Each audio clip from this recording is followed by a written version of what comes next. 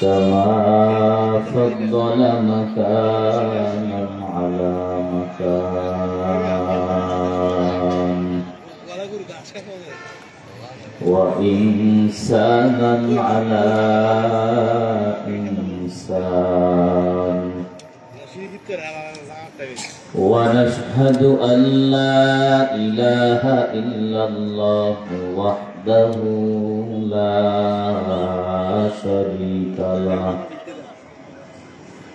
لا ضد له ولا ند له ولا مثل له ونشهد أن سيدنا وسندنا وحبيب ربنا وطبيبنا وطبيب قلوبنا ومولانا محمدا عبده ورسوله صلى الله تعالى عليه وعلى آله وأصحابه وبارك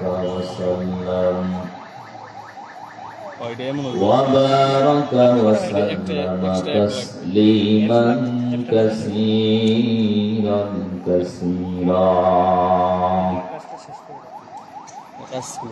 الذي أرسله الله تعالى بالحق بشيرا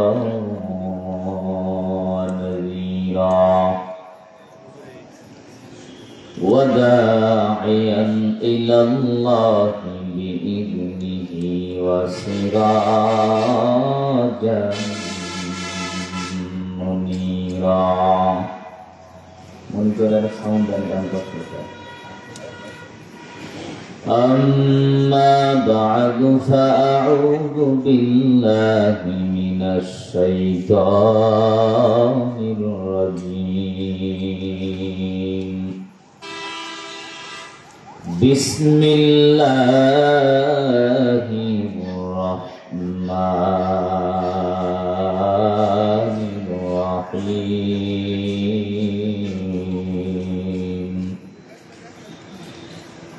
Inna nahnu nazzalna adh-dhikra wa inna lahu lahafizun.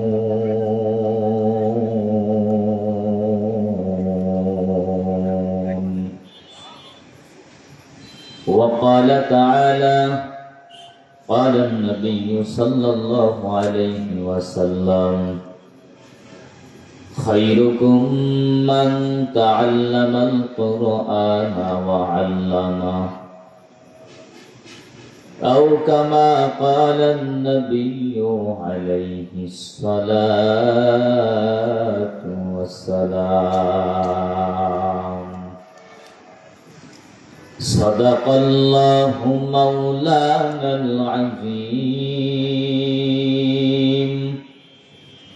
وصدق رسوله النبي الكريم ونحن على ذلك من الشاهدين والشاكرين والذاكرين والحمد لله رب العالمين. إن الله وملائكته يصلون على النبي يا أيها الذين آمنوا صلوا عليه وسلموا تسليما. اللهم صل على محمد وعلى آل محمد كما صليت على إبراهيم وعلى آل إبراهيم إنك حميد مجيد اللهم بارك على محمد وعلى آل محمد كما باركت على إبراهيم وعلى آل إبراهيم إنك حميد مجيد निगाह मुमिन से तू बदल जाती है तकदीर निगाह मुमिन से तू बदल जाती है तकदीर ये बंदा के कुव्वत नहीं कुदरत का इशारा ये बंदा के कुव्वत नहीं कुदरत का इशारा मोमिन जो फिदा नक्शे कफे पाए नबी हो मोमिन जो फिदा नक्शे कफे पाए नबी हो ओ ज़ीर कदम आज भी आलम का खजीना ओ ज़ीर कदम आज भी आलम का खजीना गर सुन्नत नबवी की करे पैरवी उम्मत गर सुन्नत नबवी की करे पैरवी उम्मत तूफान से निकल जाएगा फिर इसका सफीना तूफान से निकल जाएगा फिर इसका सफीना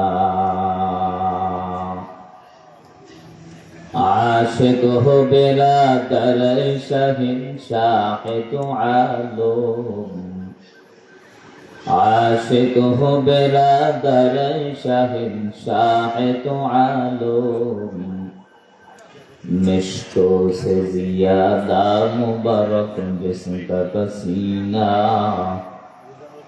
मिश्को से ज़ियादा मुबारक जिसका पसीना अल्हम्दुलिल्लाह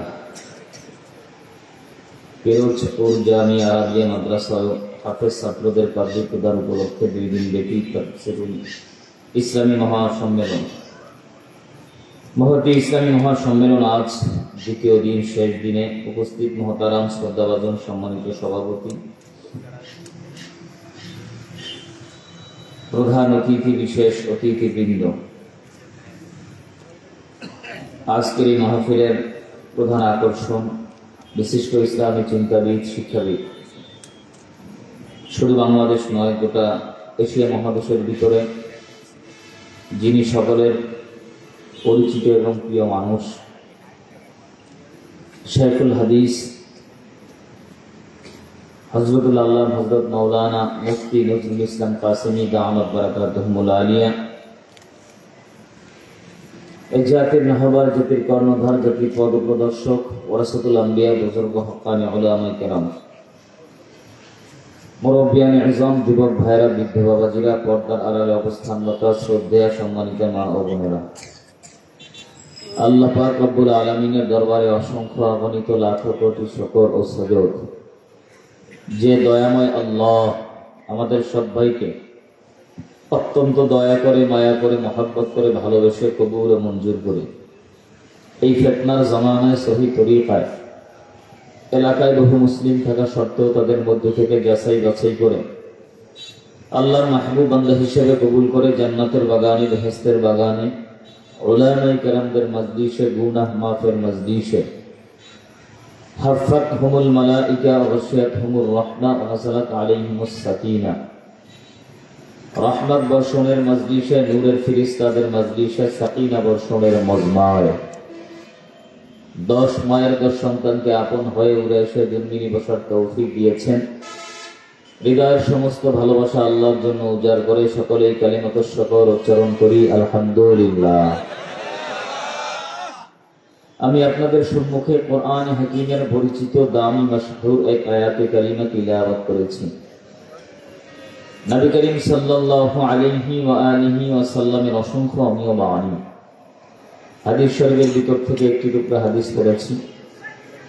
আল্লাহ পাক রব্বুল আলামিনের দরবারে তৌফিক কামনা করছি কোরআনের আয়াত এবং হাদিসের আলোকে ইখলাস নিয়ে হেদায়েতের উদ্দেশ্যে আমলের নিয়তি কিছু কথা আমাকে বলার মতো, সব ভাইকে শ্রবণ করার মতো ধৈর্য, হিম্মত, শক্তি, তৌফিক আল্লাহ পাক দান করুন। সকলে বলুন আমিন।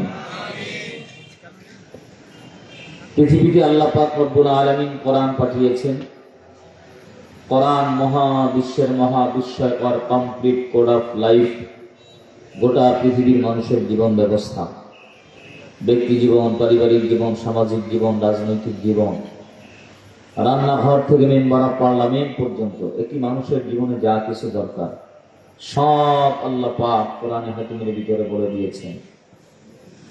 কোরআনের মতো দামি কিতাব পৃথিবীতে নেই, কোরআনের মতো শ্রেষ্ঠ কিতাব নেই পৃথিবীতে। তাওরাত, জব্বুর, ইনজিল, ত্রিপিটক, বিন্দা-বিস্তা, মহাভারত, বহু কিতাব আছে, বই আছে, উপন্যাস আছে।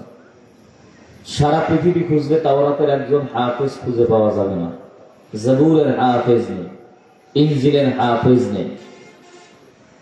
স্কুল, কলেজ, ইউনিভার্সিটি, বিশ্ববিদ্যালয় পড়ুয়া স্টুডেন্ট যত ভালো ছাত্র হোক না কেন, বুয়েটের ছাত্র যদি হয়, বাংলা বলেন, ইংরেজি বলেন, না দেখে মুখস্থ হুবাহু, দাড়ি কমা ফুল স্টপ ঠিক রেখে 5-10 পৃষ্ঠা পড়তে পারবে কিনা সন্দেহ আছে। কিন্তু আল্লাহর কোরআন সূরা ফাতিহা থেকে সূরা নাস পর্যন্ত মুখস্থ তিলাওয়াত করবে, একটা জের জবর নুক্তা পেশ পর্যন্ত ভুল হবে না। এরকম 7 বছর, 8 বছর, 10 বছর, 20 বছরের হাফেজে কোরআন সারা পৃথিবীতে লাখো, কোটি কোটি, জোরে বলেন আছে না নাই? কোরআন হচ্ছে এক ঐশী বাণী, দামি কিতাব। আল্লাহ পাক রব্বুল আলামিন স্পষ্ট ঘোষণা দিয়েছেন, আল্লাহ চ্যালেঞ্জ করেছেন। পৃথিবীতে লেখক, লেখিকা, পাঠক, পাঠিকা বই লেখে, শুরুতে লিখে দেয়। আমার এই বইয়ের ভিতরে, উপন্যাসের ভিতরে, গল্পের শুরুতে যদি কোনো ভুল থাকে, মোবাইল নাম্বার দেয়া আছে, আমাকে টেলিফোন করে জানাবেন, পরবর্তী সংস্কারে আমি সংশোধন করার চেষ্টা করব।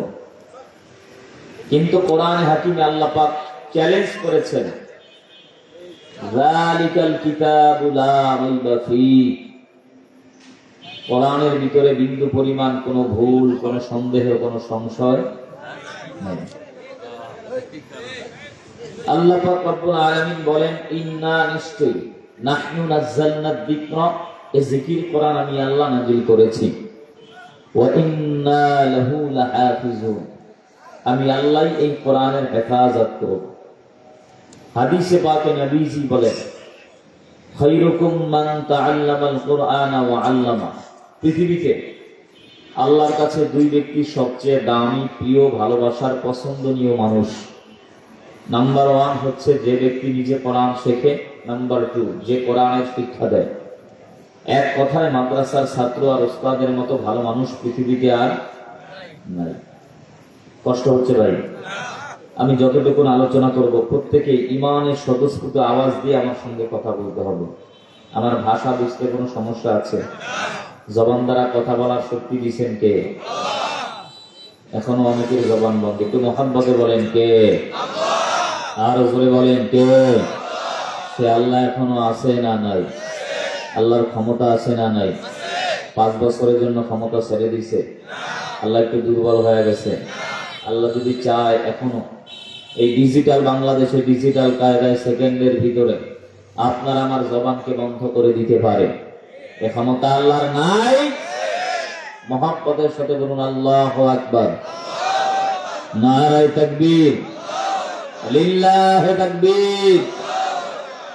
যত যুবক ভাইরা এসেছেন প্রত্যেকটা যুবককে আল্লাহ তাআলা হযরত ওমরের মতো ইসলামের জন্য কবুল করুন। আল্লাহ মুরব্বিদেরকে কবুল করুন। সকলের জিন্দেগির গুনাহকে মাফ করে দেন। একটা সময় ছিল এ জাতীয় ইসলামী মাহফিল, দ্বীনি প্রোগ্রাম, তাফসীর মাহফিল, ওয়াজ মাহফিল করতে গিয়ে বিভিন্ন হামলা মামলা, জেল জরিমানা, বাধার সম্মুখীন আমরা হয়েছি। জোরে বলেন ঠিক কিনা? একটি ওয়াজ মাহফিল, তাফসীর মাহফিল, ইসলামী মহাসম্মেলনের প্রোগ্রামের আয়োজন করে 2 মাস 3 মাস অক্লান্ত পরিশ্রম করে, ত্যাগ তিতিক্ষা স্বীকার করে, 1 বার 2 বার 3 বার 4 বার 5 বার শতবার থানার থেকে পারমিশন আনার পরেও স্বৈরাচারী জালিমের গোষ্ঠী গুন্ডা বাহিনীরা মাহফিলের দিনে শেষ স্টেজে মাহফিলকে বানচাল করে দিয়েছে। কথা বলেন না কেন? এদেশে প্রাকৃতিক দুর্যোগ বলেন, ঝড় বলেন, তুফান বলেন, অতিবৃষ্টি অনাবৃষ্টি, বন্যায় প্লাবিত মানুষ, প্রত্যেকটা মুসিবতের সময় শহর থেকে নিয়ে শুরু করে তৃণমূল পর্যায়ে গ্রাম পর্যন্ত মানুষের কাছে আগেই ওলামায়ে কেরামরা পৌঁছে গিয়েছে। বলে বলেন ঠিক কিনা? অন্যান্য দলের লোক আগে যায়নি। চ্যালেঞ্জ, আগে ওলামায়ে কেরাম, ইসলামী আন্দোলনের কর্মীরা, চরমনাইওয়ালা, উজানিওয়ালা, হক্কানি ওলামায়ে কেরাম, এদেশের ইসলামী আন্দোলনের কর্মীরা, ওলামায়ে কেরাম, আইম্মায়ে মাসাজিদ, আসাদিজায়ে কেরাম মানুষের মুসিবতে আগে অগ্রসর হয়েছে। এরপরেও 95% এর বেশি মুসলিম এই ভূখণ্ডের ভিতরে নানাভাবে চক্রান্ত আর ষড়যন্ত্র করে প্রিন্ট মিডিয়া, ইলেকট্রনিক মিডিয়া, হলুদ সাংবাদিক, মুনাফিক মার্কা মুসলিম সমাজ এদেশের উলামায়ে কেরামদেরকে স্বৈরাচারী জালিম গুন্ডা বাহিনীরা 17টা বছর পর্যন্ত বিভিন্নভাবে নাটকের মাধ্যমে, সিনেমার মাধ্যমে আর্টিফিশিয়াল দাড়ি লাগিয়েছে, আর্টিফিশিয়াল জুব্বা লাগিয়ে উলামায়ে কেরামদের নাটক আর সিনেমার মতো অশ্লীলতা বেহায়াপনার মাধ্যমে দাড়ি আর টুপিকে গোটা মুসলিম উম্মার সামনে খারাপ ভাবে উপস্থাপন করেছে। জোরে বলেন ঠিক কিনা? বিভিন্ন নাটক আর সিনেমার মাধ্যমে দাড়ি লাগিয়ে, কাল্পনিক দাড়ি, কাল্পনিক জুব্বা, কাল্পনিক আর্টিফিশিয়াল দাড়ি আর জুব্বা লাগিয়ে জঙ্গিবাদ নামক টেরোরিস্ট আর টেরোরিজম, সন্ত্রাসী কর্মকাণ্ড নাটকের মাধ্যমে ফুটিয়ে তুলে উলামায়ে কেরামদেরকে, আলেমদেরকে, দাড়ি আর টুপিদেরকে গোটা বিশ্ববাসীর সামনে হেয় প্রতিপন্ন করেছে। ধরে বলেন ঠিক কিনা? সে দিনগুলো আমরা ভুলে যাইনি। জাতির সূর্য শ্রেষ্ঠ সন্তান উলামায়ে কেরাম, আল্লামা মামুনুল হক দামাত বারাকাতুহুল আলিয়া, মুফতি আমির হামজা, আল্লামা খালিদ সাইফুল্লাহ আইয়ুবী, আল্লামা জুনায়েদ আল হাবিব সহ এ জাতির শ্রেষ্ঠ সন্তান লাখো মুসলিম উম্মার সামনে কোরআনুল কারীম খুঁড়ে, কোরআনের রেফারেন্স দিয়ে দলিল ভিত্তিক বক্তব্য দিচ্ছে। স্বৈরাচারী জালিমের গোষ্ঠী গুন্ডা বাহিনীরা মাহফিলের দিন এসে কোরআনের বক্তব্য দেওয়া চলিন সময় একজন আলেমের জবানের সামনে থেকে মাইক্রোফোনকে কেড়ে নিয়ে স্টেজ থেকে ঘাট ধাক্কা দিয়ে পর্যন্ত নামায় দিয়েছে।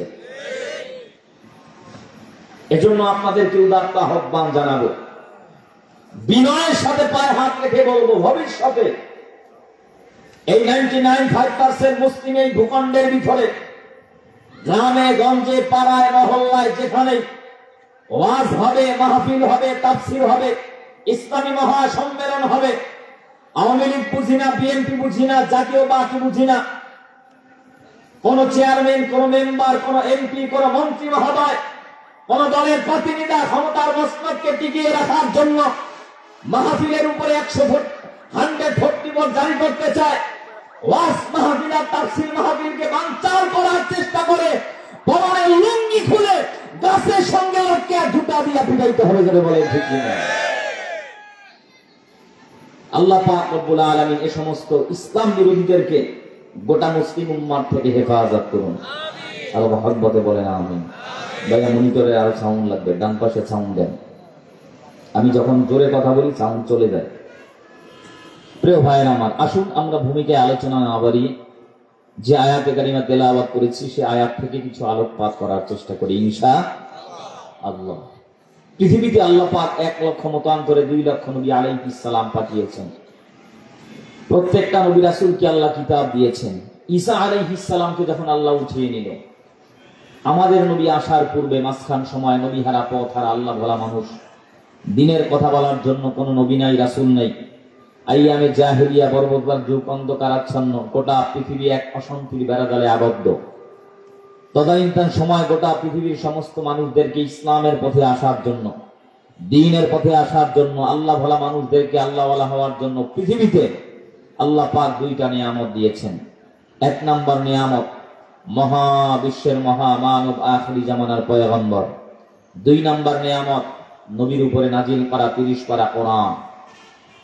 কোরআন পৃথিবীতে আসলো, নবীজি মানুষের দ্বারে দ্বারে কোরআনের দাওয়াত দিচ্ছে। কিছু মানুষ কোরআনের নিসবত পেয়ে কোরআনের তেলাওয়াত শুনে দলে দলে কাতারে কাতারে কালেমা পড়ে মুসলমান হয়ে যাচ্ছে। আবু জেহেল উতবা সাহেবের মেজাজ খুব গরম। আব্দুল্লাহর ছেলে মুহাম্মদ যেভাবে মানুষকে কোরআন শোনাচ্ছে আর মানুষ যেভাবে মুসলিম হয়ে যাচ্ছে, এভাবে যদি চলতে থাকে একটা সময় সব মানুষ মুসলমান হয়ে যাবে। আমাদের ক্ষমতার দাবট, আমাদের কর্তৃত্ব, এমপিত্ব, মন্ত্রিত্ব সব কিছু শেষ হয়ে যাবে। কি করা যায়? যেভাবেই হোক না কেন আব্দুল্লাহর ছেলে মুহাম্মদের কোরআনের তেলাওয়াত বন্ধ করে দাও। আবু জাহাল ডাক দিয়া বলে, মুহাম্মদ তুমি যে কোরআনের দাওয়াত দাও, এ মক্কার জমিনে কোরআনের দাওয়াত দেওয়া যাবে না, কোরআনের গান গাওয়া যাবে না। যদি মক্কার নারী চাও নারী দিব, মক্কার বাড়ি চাও বাড়ি দিব, একটাই মাত্র শর্ত, এ মক্কার জমিনে কোরআনের দাওয়াত বন্ধ করে দাও, কোরআনের গান বন্ধ করে দাও। পয়গম্বর ডাক দিয়া বলে, চাচা আমি তো আপনার দলের বিরুদ্ধে কিছু বলি না, আপনার নেতার বিরুদ্ধে, সমাজের বিরুদ্ধে, ক্ষমতার বিরুদ্ধে কিছু বলি না। এ মক্কার জমিনে আমি কোরআনের দাওয়াত বন্ধ করতে পারবো না, কোরআনের গান বন্ধ করা যাবে না। আবু জাহেল ডাক দিয়া বলে, মুহাম্মদ যদি এই মক্কার জমিনে তুমি কোরআনের গান বন্ধ না করো, তাহলে এই মক্কার জমিন থেকে তোমারে তাড়া দিব, দেশান্তরিত করে দিব, এ মক্কার জমিনে তুমি থাকতে পারবা না। পয়গম্বর ডাক দিয়া বলে, চাচা আমি আমার বাবারে দেখতে পারি না, অল্প বয়সে আমি আমার মাকে হারাইলাম। এ মক্কার জমিনে আপন বলতে আপনারা ছাড়া আমার আর কেউ নাই। আপনারাই যদি আমারে ধমক দেন, বলেন আমি মুহাম্মদ কার কাছে যাব, কোন ধমকিতে কাজ হবে না। এ মক্কার জমিনে কোরআনের দাওয়াত বন্ধ করা যাবে না। একবার নয়, দুইবার নয়, বেঈমান কাফের মুশরিকের দল জমিন থেকে আল্লাহর পয়গম্বরকে বিদায় করে দেওয়ার জন্য 80 থেকে 82 বার ডাইরেক্টলি ইনডাইরেক্টলি হত্যা করার পরিকল্পনা করেছে। একটু মহব্বতে আওয়াজ দিয়া বলেন, হেফাজত করেছেন কে? আরো জোরে বলেন কে? ওয়ামাকারু ওয়ামাকারাল্লাহ, ওয়ামাকারু ওয়ামাকারাল্লাহ, ওয়াল্লাহু খায়রুল মাকিরিন।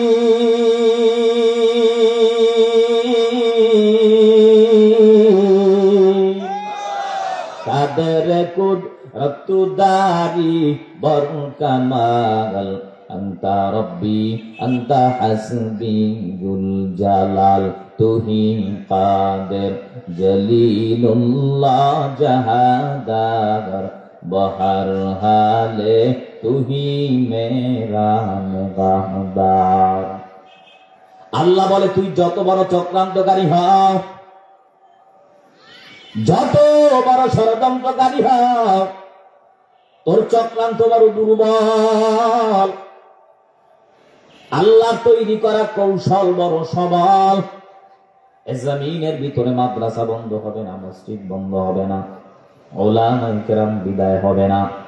বাংলার টেকনাফ থেকে তেতুনিয়া, রূপসা থেকে পাথুরিয়া, মাশরিক থেকে মাগরিব, শিমাল থেকে জুনুব পর্যন্ত যেই বেঈমান আর নাস্তিকের দল আল্লাহর কোরআনের বিরুদ্ধে কথা বলে, নবীর বিরুদ্ধে কথা বলে, মাদ্রাসার বিরুদ্ধে কথা কয়, মসজিদের বিরুদ্ধে কথা কয়, উলামায়ে কেরামের দিকে পাকা নজরে তাকায়, আল্লাহ বলে গোলাম তোর চক্রান্ত বড় দুর্বল, আমি আল্লাহর কৌশল বড় সবল।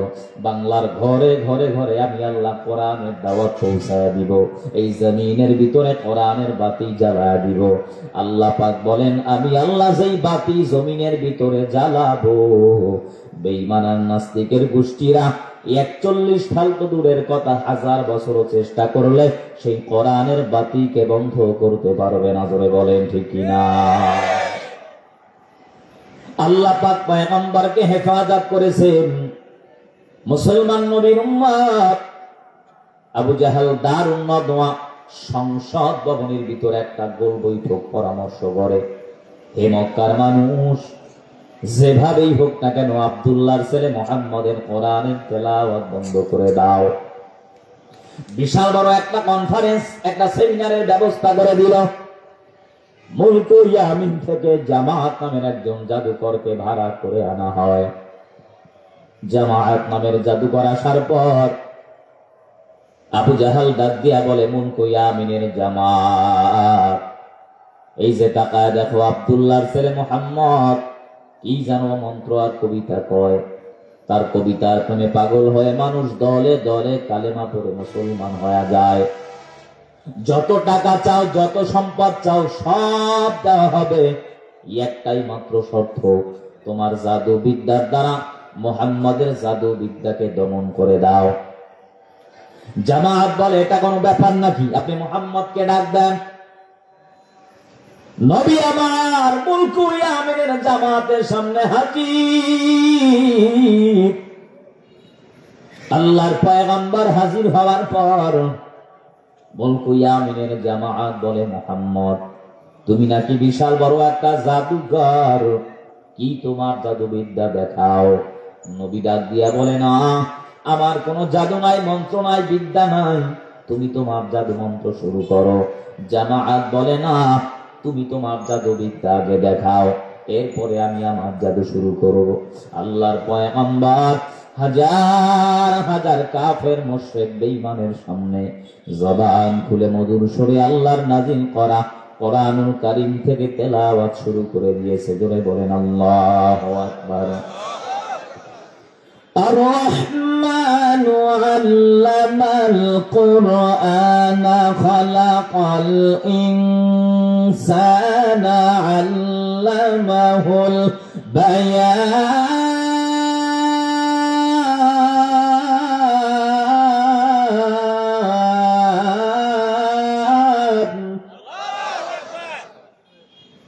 নবী আমার মধুর সুরে কোরআনের তিলাওয়াত কিছুক্ষণ তেলাওয়াত করার পর পয়গম্বর তিলাওয়াত করা বন্ধ করে দেয়।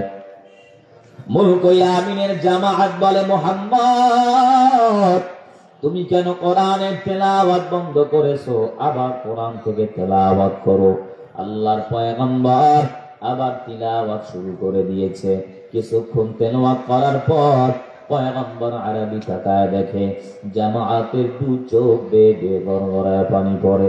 পয়গম্বর ডাক দিয়া বলে, মুলক ইয়ামিনের জামাত, তুমি এই জমিনে আসছো আমি মুহাম্মদের জবানের কোরআনের তেলাওয়াতকে বন্ধ করে দেওয়ার জন্য। তোমার চোখের গোড়ায় কেন পানি? বাবার কথা মনে হয় মনে পড়ে গেছে, সন্তানের মায়া কাঁদা। মুলক ইয়ামিনের জবাব বলে, মুহাম্মদ আমি আমার বাবার জন্য কান্না করি না, আমি আমার ভাইয়ের জন্য কাঁদি না। জীবনে কত গান শুনলাম, কত কবিতা পড়লাম, কত দামি দামি মঞ্চে জাদুবিদ্যা দেখাইলাম। আল্লাহ পাক রব্বুল আলামিন বলেন, ইন্না নিশ্চয় নাহনু নাযালনা যিকরা ওয়া ইন্না লাহু লাহাফিজুন। কোরআন নাযিল করেছেন আল্লাহ, কোরআনের হেফাজত করবেন আল্লাহ। মুলকু ইয়ামিনের জামাত বলে আপনার জবানের শ্রুতি মধু আওয়াজ, এমন মধুর তিলাওয়াত আজ পর্যন্ত আমি শুনি নাই। মুলকু ইয়ামিন থেকে জামাত নামের জাদুকর ছিল আল্লাহর কোরআনের আওয়াজকে বন্ধ করে দেওয়ার জন্য। পয়গম্বরের জবানে তিলাওয়াত শোনার পর কোরআনের নিসবতে কালেমা পড়ে মুসলমান হয়ে গেছে। জোরে কোন সুবহান। মুসলমানি বুয়াদ গারদান নেহাদান, ইনানে খুদ বদসতে খাজাদাদান, গর্ব সুরত আদমি ইনসা বুদে, আহমদ বু জাহলো হামত সাবুদে। কোরআনের হেফাজত করবেন কে? আল্লাহ পাক রব্বুল আলামিন বলেন ইন্না নিশ্চয় নাহনু নাযালনা যিকরা ওয়া ইন্না লাহু লাহাফিজুন। কোরআন নাযিল করেছেন আল্লাহ। একটু উঁচু আওয়াজে মহব্বতে বলেন কোরআনের হেফাজত করবেন কে? আল্লাহ পাক কিভাবে কোরআনের হেফাজত করে শুনেন। এ বাংলাদেশ আর ভারত মিলে এক সময় একটা রাষ্ট্র ছিল, একটা দেশ ছিল। তদানীন্তন সময় খ্রিস্টান ইংরেজের দল এই মুসলমানের বাংলার জমিনে এসে মিথ্যা ব্যবসা বাণিজ্য করার ছলনা দিয়া বহু বছর পর্যন্ত মুসলমানের উপরে শাসন করেছে, জুলুম করেছে। ইংরেজেরা মুসলমানদের অত্যাচার করেছে। জোরে বলেন ঠিক কিনা? মুসলমানের জানমালের নিরাপত্তা নাই, মা বোনদের ইজ্জতের নিরাপত্তা নাই। মুসলমানের কন্যা, মুসলমানের ভাই, মুসলমানের সন্তান ঠিকভাবে বাজারে যেতে পারে না, মার্কেটে যেতে পারে না, লেখাপড়া করতে পারে না। বেঈমানদের অত্যাচার। কি করা যায়? তদানীন্তন সময় জবর বিখ্যাত একজন আলেম শাহ আব্দুল হাদিস মুহাদ্দিসে দেহলভী রাহমাতুল্লাহি আলাইহি বলেন, হে বাংলার মুসলমান, যদি এই খ্রিস্টানদের অত্যাচার থেকে বাঁচতে চাও, মুসলমানের জান আর মালের নিরাপত্তা চাও, মা বোনদের ইজ্জত সম্মানের নিরাপত্তা চাও, তাহলে একটা মুক্তিযোদ্ধার আন্দোলন করো, অর্থাৎ ইংরেজ খেদাও আন্দোলন করো। খুব খেয়াল করবে, আল্লাহর ওয়ালি শাহ আব্দুল হাদিস মুহাদ্দিসে দেহলভীর কথা শোনার পর মুসলমানের সঙ্গে আর খ্রিস্টানের সঙ্গে যুদ্ধ শুরু হয়ে গেল। যুদ্ধ চলতেছে। কিছুদিন যুদ্ধ চলার পর খ্রিস্টান বেঈমানেরা বলে মুসলমানের হাতে কামান নাই, বিমান নাই, অস্ত্র নাই, রাইফেল নাই, ট্যাঙ্ক নাই, বোমা নাই। খ্রিস্টান বেঈমানেরা বলে অস্ত্র আমাদের, কামান আমাদের, বিমান আমাদের। মুসলমানের হাতে কামান নাই, বিমান নাই, অস্ত্র নাই, তারপরেও মুসলমানের সঙ্গে আমরা কেন যুদ্ধে মোকাবেলায় পারি না? মুসলমানের কি এমন পাওয়ার? গোপনে গোপনে তদন্ত করে তাকায় দেখে, যদিও মুসলমানের হাতে কামান নাই, যদিও মুসলমানের হাতে বিমান নাই, যদিও মুসলমানের হাতে অস্ত্র নাই, লা তাহজান ইন্নাল্লাহ মা'না।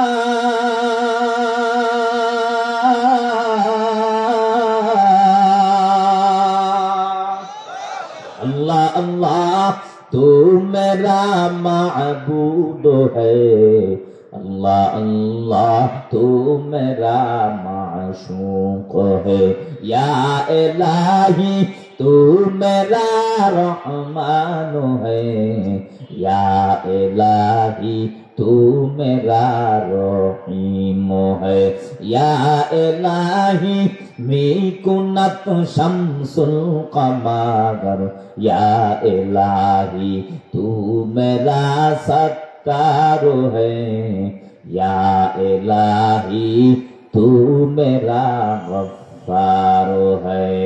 মুসলমানের সঙ্গে আছেন কে? আর ঘুরে বলেন কে?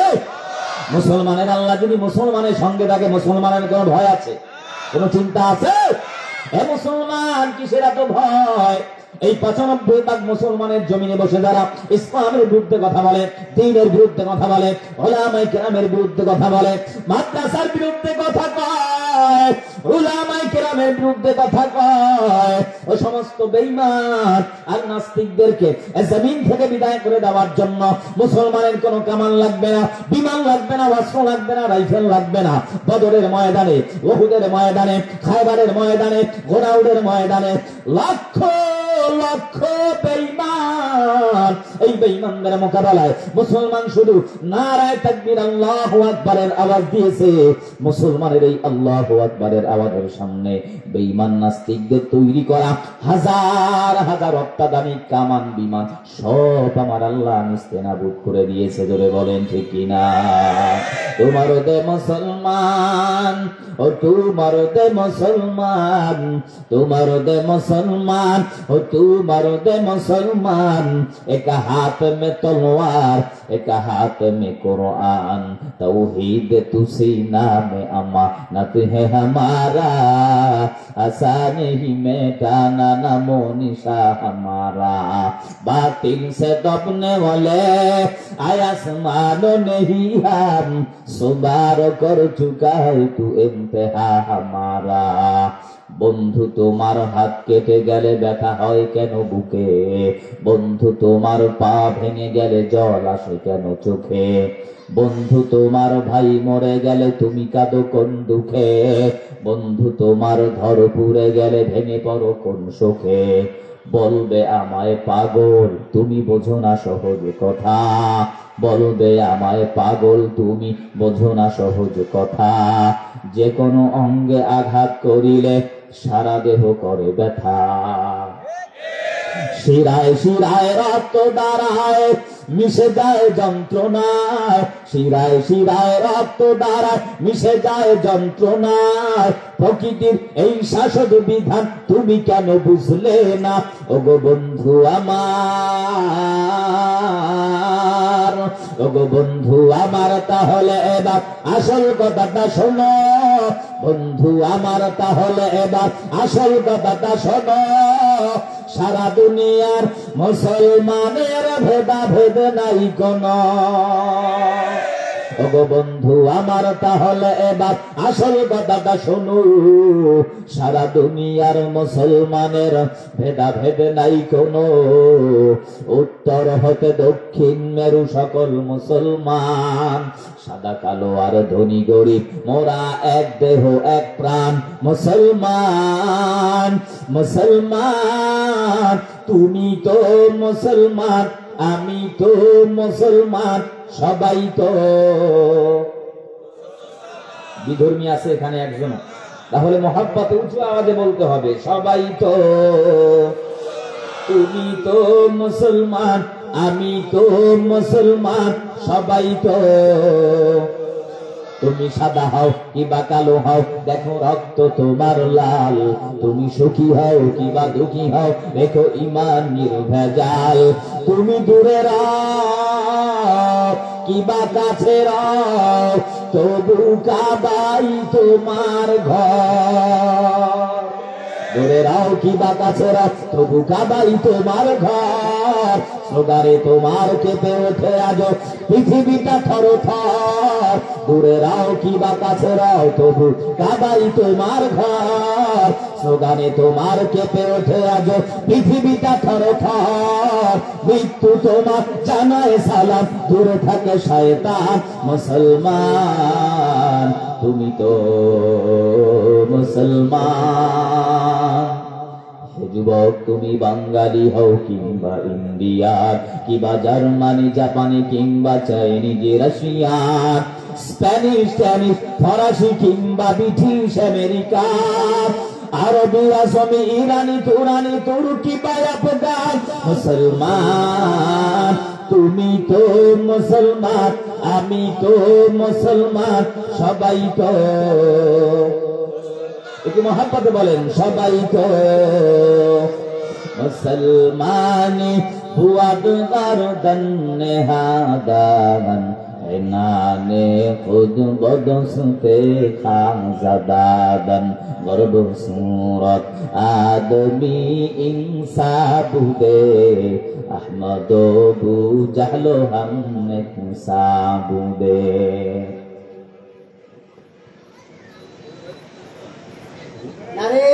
তাকবীর। প্রধান অতিথির আগমন, প্রধান অতিথির আগমন, মাসুম ভাইয়ের আগমন, শুভেচ্ছার স্বাগতম। নারে তাকবীর।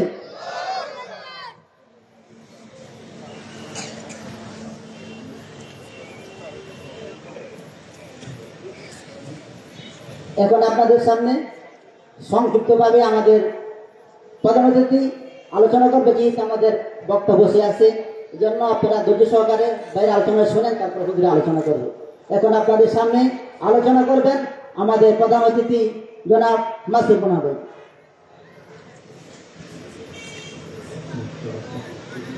আচ্ছা আচ্ছা আচ্ছা, আলোচনা করবেন, ক্লিয়ার করবেন, আমি লিখতে দিই।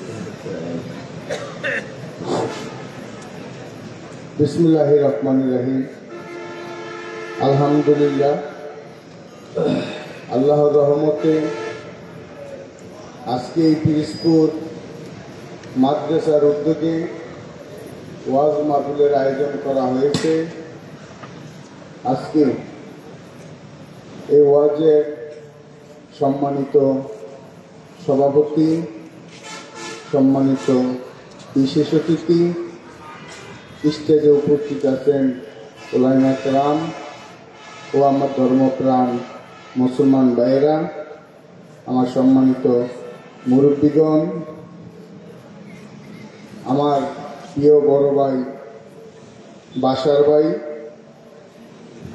আরো অনেকে ছিলেন, সবার নাম নিতে পারলাম না, সবার কাছে ক্ষমা চেয়ে নিচ্ছি।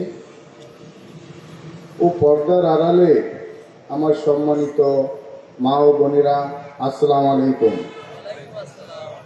আল্লাহর রহমতে আপনারা সবাই ভালো আছেন? আল্লাহর রহমতে আমিও আপনাদের দোয়ায় ভালো আছি। যাই হোক, আজকে এই ওয়াজটা 2 দিন ধরিত ওয়াজ, একটি মাদ্রাসার উদ্যোগে মাদ্রাসার জন্য এই ওয়াজ করা দেওয়া হয়। তাই আমি বলবো, আমার অত্র এলাকার সকল মুরব্বীদের উদ্দেশ্যে বলবো, ভাইদের উদ্দেশ্যে বলবো, বর্তমানে এই ওয়াজগুলা চালাইতে গিয়ে অনেক অর্থের প্রয়োজন হয়, কারণ দ্রব্যমূল্যের দাম এতই বেশি, যারা এই ওয়াজ কমিটিতে যারা আছেন তারা চালাইতে গিয়ে অনেক কষ্ট হয়। অনেকগুলো মাদ্রাসায় অনেক টাকা দেনা হয়ে গেছে বর্তমানে। যাই হোক, এই ওয়াজগুলো দেওয়ার উদ্দেশ্য কিন্তু একটা, এই ওয়াজের অনুদানে, অর্থায়নে এই ওয়াজগুলো মাদ্রাসাগুলা সুন্দরভাবে চলার তৌফিক দেন আল্লাহ। আমি আপনাদের সবার কাছে একটি কথা বলবো, এই মাদ্রাসাটা কার ঘর? নবীজির ঘর। এই মাদ্রাসাটা কার ঘর? নবীজির ঘর। এই পিরিজপুরে এই মাদ্রাসাটা একটি বেহেশতের বাগান, বাগান না? এই মাদ্রাসায় কারা পড়াশোনা করে? কোরআনের পাখি পড়াশোনা করে কোরআনের পাখি হয়ে বাড়ায় না? তাই আমি আপনাদের কাছে রিকোয়েস্ট করব, এই মাদ্রাসার জন্য আমরা যেন সবাই যার যতটুকু সমর্থন আছেন আমরা যেন দেওয়ার চেষ্টা করি। কারণ এই মাদ্রাসাটা একটি কোরআনের পাখি যেমন হয়ে বাড়ায়, তেমনি আমাদেরই ছেলে মেয়ে কিন্তু এই মাদ্রাসায় পড়াশোনা করবে। এবং একজন আলেমের বাপ যদি এই মাদ্রাসাটা হয়, হক্কানি একজন আলেমের বাপ, তাহলে টোটাল পিরিজপুর ইউনিয়নটাই কিন্তু এই একজন ছেলের উসিলা হয়তো আল্লাহর হুকুমে আমরা গুনাহ মাফ পাইতে পারি না? তাই আমি আপনাদেরকে রিকোয়েস্ট করে বলবো, কারণ আমি তো আপনাদের সন্তানের মতো, আমি আপনাদের ভাইয়ের মতন, আমি এই এলাকার সন্তান। আপনি কি আপনাদের কাছে দাবি করতে পারি না? আল্লাহর রহমতে এই মাদ্রাসা যেন বাংলাদেশের ভিতরে একটি গ্রহণযোগ্য মাদ্রাসা হয়, আমরা কি সবাই চেষ্টা করতে রাজি আছি না? আল্লাহর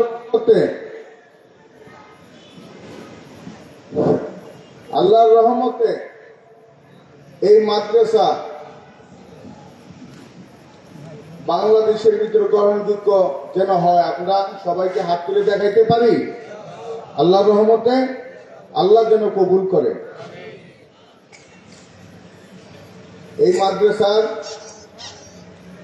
জন্য আমি 1 লক্ষ টাকা দিব।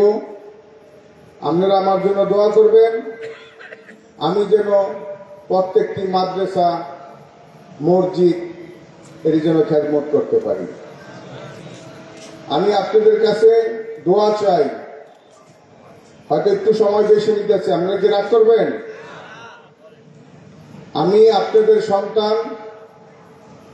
অনেকে আমাকে বলেন যে আমি মাসুম রানা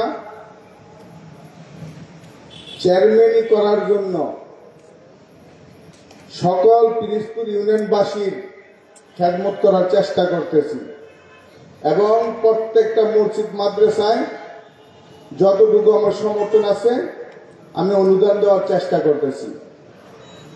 আমি বলবো, আমাকে যে ভাই উদ্দেশ্য করে বলছেন, আচ্ছা আপনারাই বলেন, আপনারা তো আমার সম্বন্ধে যাই জানেন, বর্তমানে আল্লাহ পাক আমাকে যতটুকু কাজ করাইছে আল্লাহর হুকুমে করাইছে না? আমার কোনো ক্ষমতা আছে একটি মসজিদ দেওয়াইছেন কে? আল্লাহ। এবার বলেন আপনারা, এই সোনারগাঁয়ের সাবেক যতগুলা এমপি আছিলেন, যারা চেয়ারম্যান আছিলেন, তারা কি এতগুলা কাজ আল্লাহ তাদের দিয়ে করাইছে? তা আল্লাহ পাক আমাকে চেয়ারম্যানই না বানায়া এই কাজগুলা করাইছে কেন? আল্লাহ। আমি যেন যতদিন বাঁচবো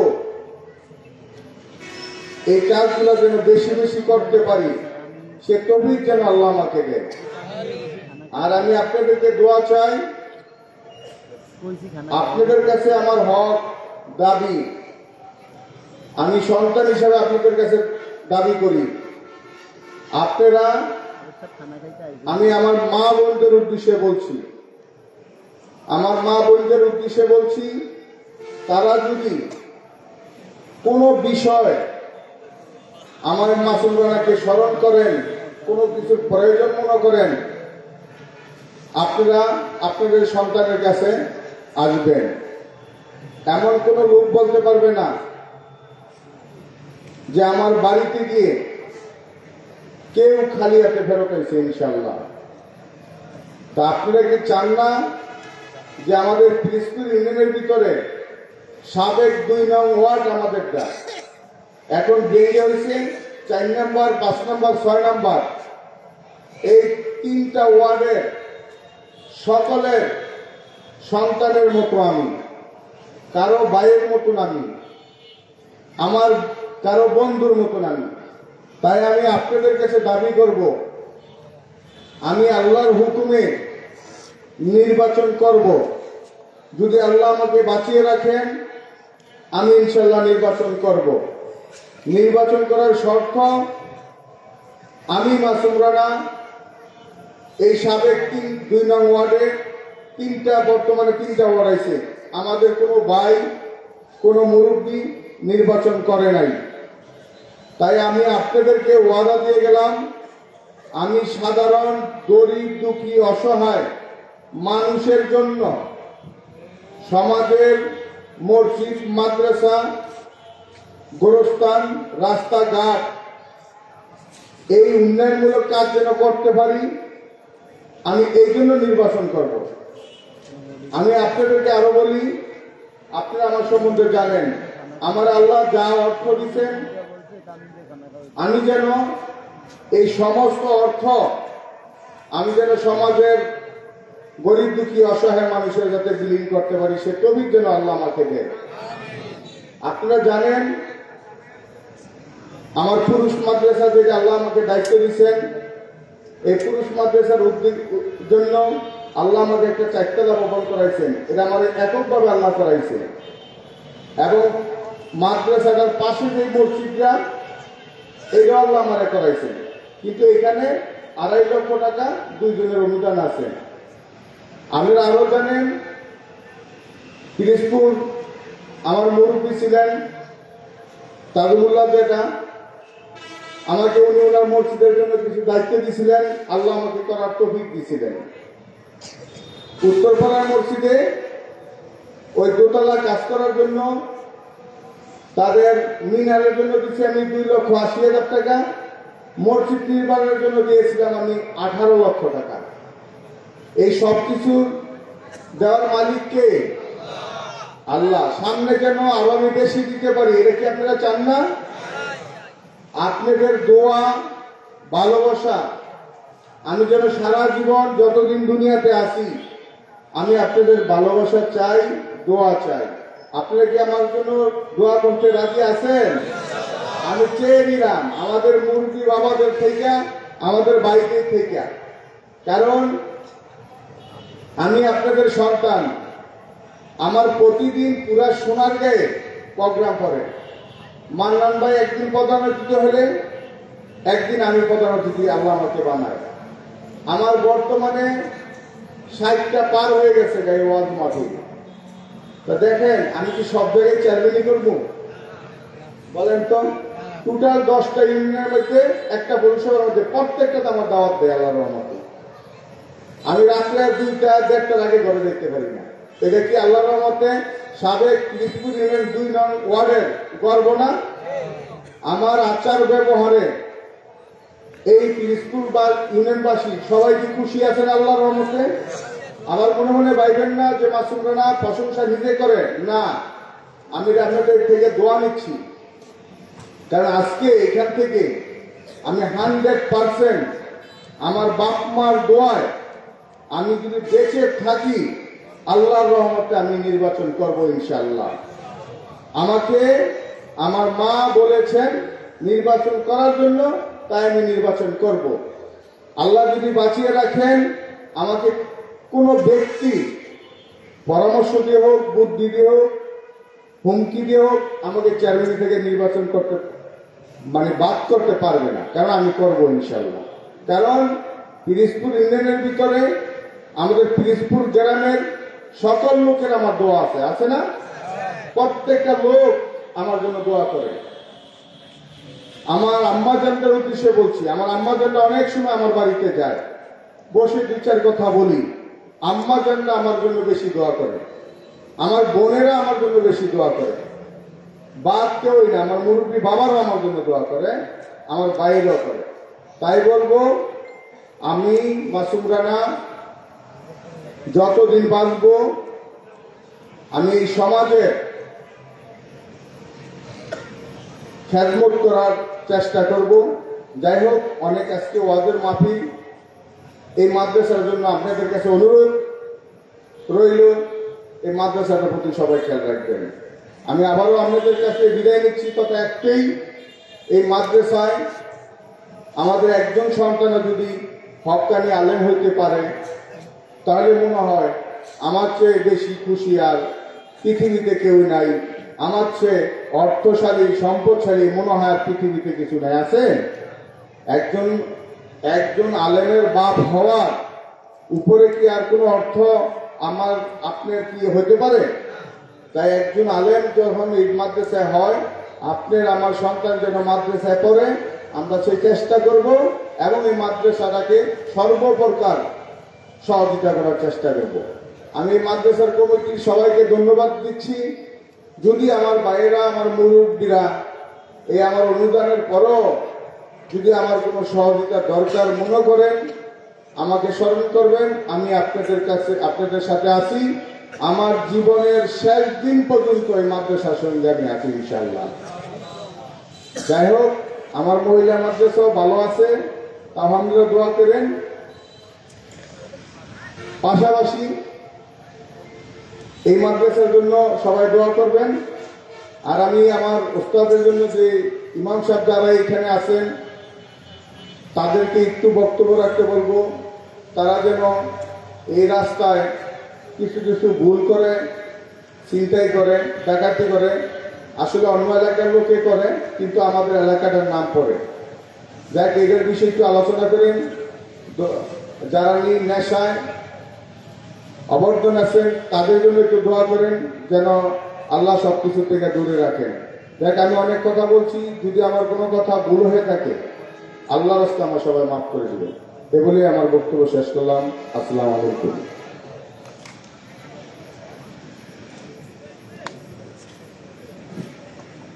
অসংখ্য ধন্যবাদ আমাদের প্রধান অতিথিকে উনি ওনার মূল্যবান আলোচনা পেশ করার জন্য।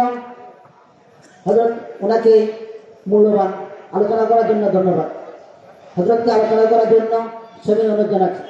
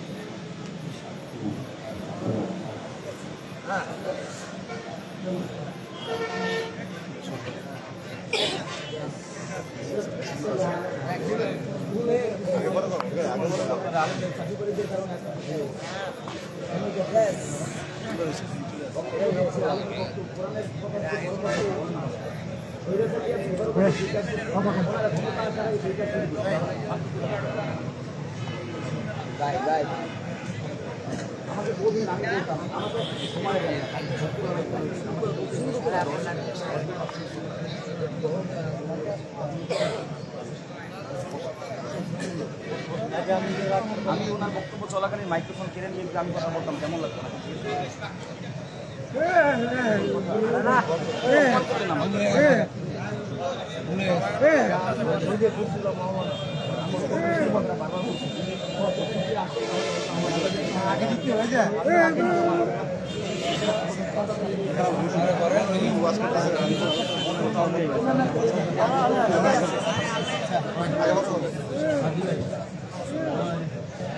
ভাই? আপনার ওয়াজ ঠিক আছে, ওয়াজ শেষ।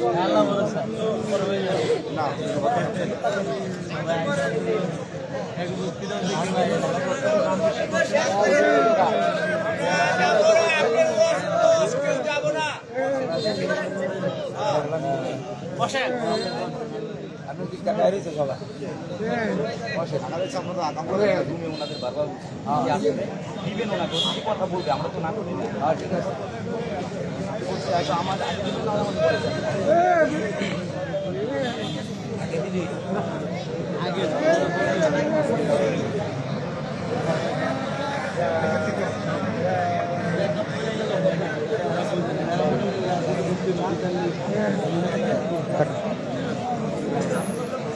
কথা কম করে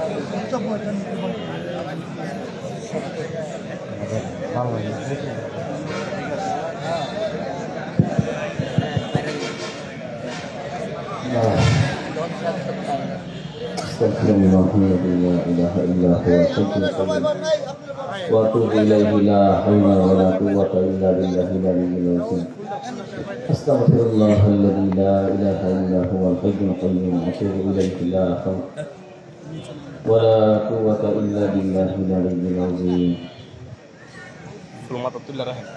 আল্লাহ, কি বয়ান করবো বলেন? বয়ানের একটা মন মানসিকতা থাকে। স্বৈরাচারীরা 17 বছর যেই কাজ করছে, এনারা ক্ষমতায় আসার আগে সেই কাজ শুরু হয়েছে। একই অবস্থা। কাকে ভালো বলবেন বলেন? আমাকে এই কথা বললেই বলবে হুজুর রাজাকার, আলবদর, দেশদ্রোহী। একই কাজ করেছে আওয়ামী গুন্ডা বাহিনীরা, একই কাজ। আলেমের বক্তব্য চলছে, কোরআনের কথার চাইতে দামি কথার পৃথিবীতে কি আর বলেন? একজন রাজনৈতিক, আমি আমার কথা শুনেন, আমি কাউকে ছোট করছি না, রাজনৈতিক ব্যক্তিবর্গরা এখানে কথা বলবে, অতিথি থাকবে, এটা আমরা স্বীকার করি, আমরা মানছি। কিন্তু কথা হচ্ছে রাজনৈতিক ব্যক্তিবর্গ যারা বক্তব্য দিচ্ছেন, তার বক্তব্য বন্ধ করে আমি যদি বক্তব্য দিই, তার কাছে কেমন লাগে বলেন? আমাকে তার কাছে খারাপ লাগবে না? তাহলে কোরআনের কথা চলছে, কোরআনের বক্তব্য বন্ধ করে একজন রাজনৈতিক মঞ্চের তিনি বক্তব্য দিচ্ছেন, আমার এটা তো ভালো লাগবে না, এটা তো কোরআনের সাথে বেয়াদবি। এই বিষয়গুলো আপনারা দেখবেন, শোনেন, এই বিষয়গুলো দেখবেন। মাহফিলে আসার পরে আমাদেরকে বিভিন্ন জায়গায় বলে, হুজুর এই কথা বলা যাবে না, এই কথা বলা যাবে না, এটা রাজনৈতিক মঞ্চ না, রাজনৈতিক বক্তব্য দেওয়া যাবে না। ওয়াজ মাহফিল এটা নসিহতের জায়গা, এখানে যদি রাজনৈতিক বক্তব্য না দেওয়া যায়, আওয়ামী লীগ বুঝি না, বিএনপি বুঝি না, রাজনৈতিক নেতারা এখানে আইসা মানুষের সামনে রাজনৈতিক বক্তব্য কেন দিবে? যদি তারা রাজনৈতিক বক্তব্য দিতে পারে, আমরা যারা রাজনৈতিক কথা বলতে পারবো না। তাদের বেলায় সব ঠিক আছে, আমাদের বেলায় কিছু হবে না। মানে আমি এখানে রাজনীতির কথা বলতে পারবো না। আমি বলবো রসুলের রাজনীতি, 10 বছর রসুল প্রেসিডেন্ট ছিলেন, রসুল রাষ্ট্রনায়ক ছিলেন, দেশ পরিচালনা করেছেন, সেই বক্তব্য আমি দিতে পারবো না। আর পৃথিবীর গণতন্ত্র, কুফরি গণতন্ত্র, আব্রাহাম লিঙ্কনের তৈরি করা কুফরি মতবাদ, কার্ল মার্কস, লেনিনের পচা রাজনীতির কথা তারা বললে সমস্যা নেই, আমরা বললে রাজনীতির বন্ধ করে। এজন্য আপনাদেরকে বিনয়ের সাথে বলছি, অতিথি মহোদয়রা আসবেন, তারা বক্তব্য দিবে, এইটার পক্ষে আমি, কিন্তু আপনারা সিস্টেমে নিয়ে আসবেন। আলেমের আগে অথবা আলোচক ওঠার পরে আমি এখানে বসছি, ওনাকে দেন 10 মিনিট কথা বলুন, সমস্যা নাই, এরপর আমি বক্তব্য দিব। কিন্তু কোরআনের বক্তব্য বন্ধ করা মানে কোরআনকে ছোট করলেন, আলেমকে অপমানিত করলেন, কোরআনের বক্তব্য চাইতে দুনিয়ার বক্তব্যকে আপনি প্রাধান্য দিলেন। আপনি মনে করিয়েন না, আমি যে মাহফিলে আসছি, জিজ্ঞেস করেন হুজুরের কাছে 1 টাকাও অগ্রিম নেই, নিজের গাড়ি নিয়ে আসছে, আবার গাড়ি নিয়ে চলে যাবো, হাদিয়া না দিলে আমার ওই বিষয়ে আমার চিন্তা নেই। এজন্য এই সিস্টেমগুলো আপনারা বন্ধ করেন। আল্লাহ পাক সবাইকে কবুল করুন, আল্লাহ পাক সবাইকে হেদায়েত দান করুন, আর মহব্বতে বলেন আমিন। ভাইরা আমার, সবাই ইস্তেগফার করি। আস্তাগফিরুল্লাহাল্লাযী লা ইলাহা ইল্লা হুয়াল হাইয়ুল কাইয়্যুম ওয়া আতুবু ইলাইহি লা হাওলা ওয়া লা কুওয়াতা ইল্লা বিল্লাহিল আলিয়্যিল আযীম। আস্তাগফিরুল্লাহাল্লাযী লা ইলাহা ইল্লা হুয়াল হাইয়ুল কাইয়্যুম ওয়া আতুবু ইলাইহি লা হাওলা ওয়া লা কুওয়াতা ইল্লা বিল্লাহিল আলিয়্যিল আযীম।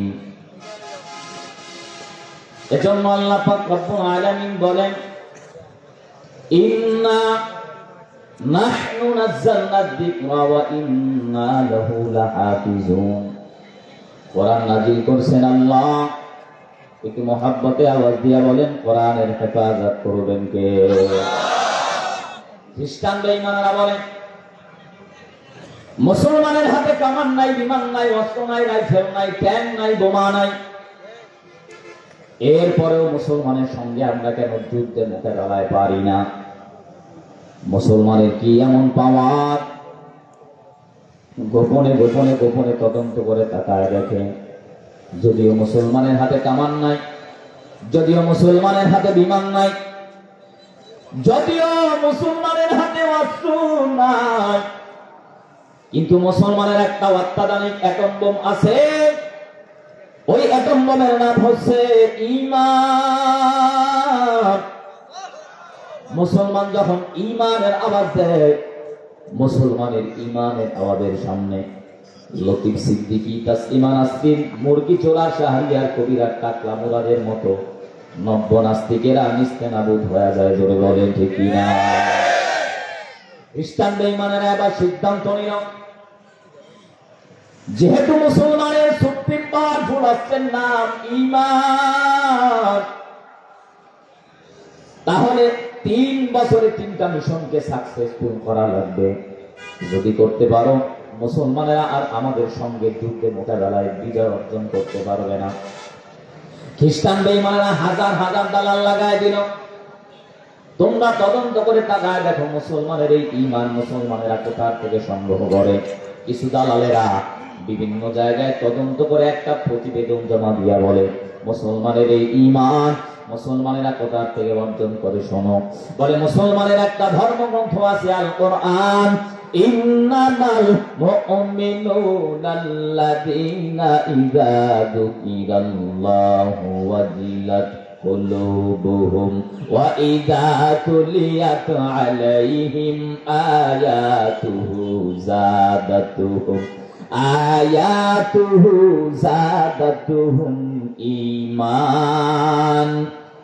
ঈমানাও ওয়া আলা রাব্বিহিম ইয়াতাওয়াক্কালুন।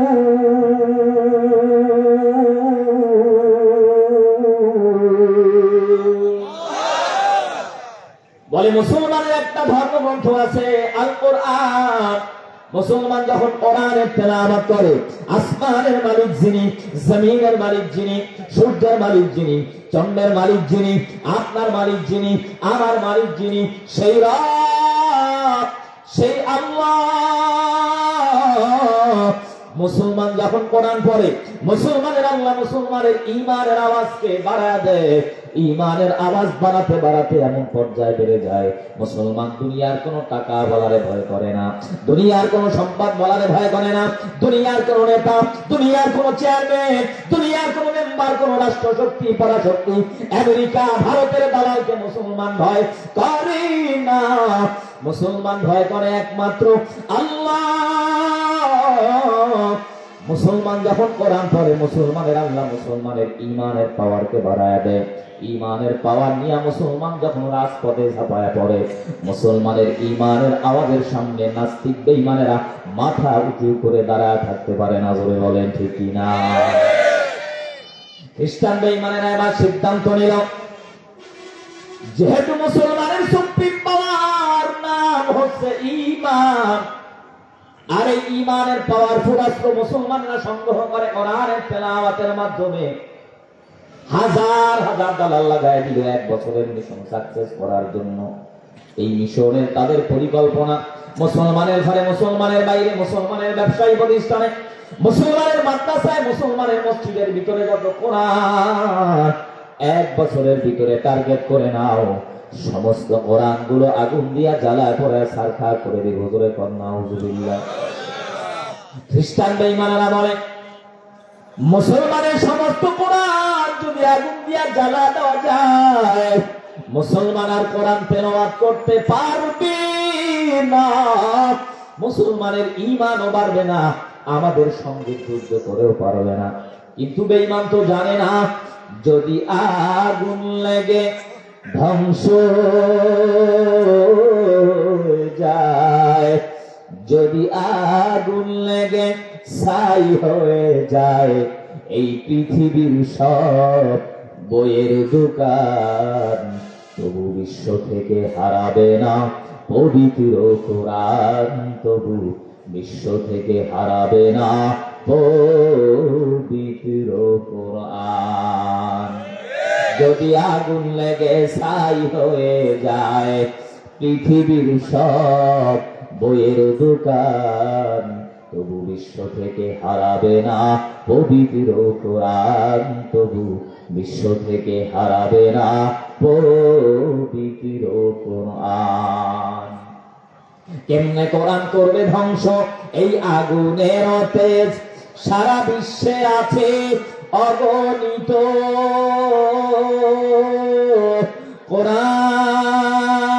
কোরআনে হাফেজ।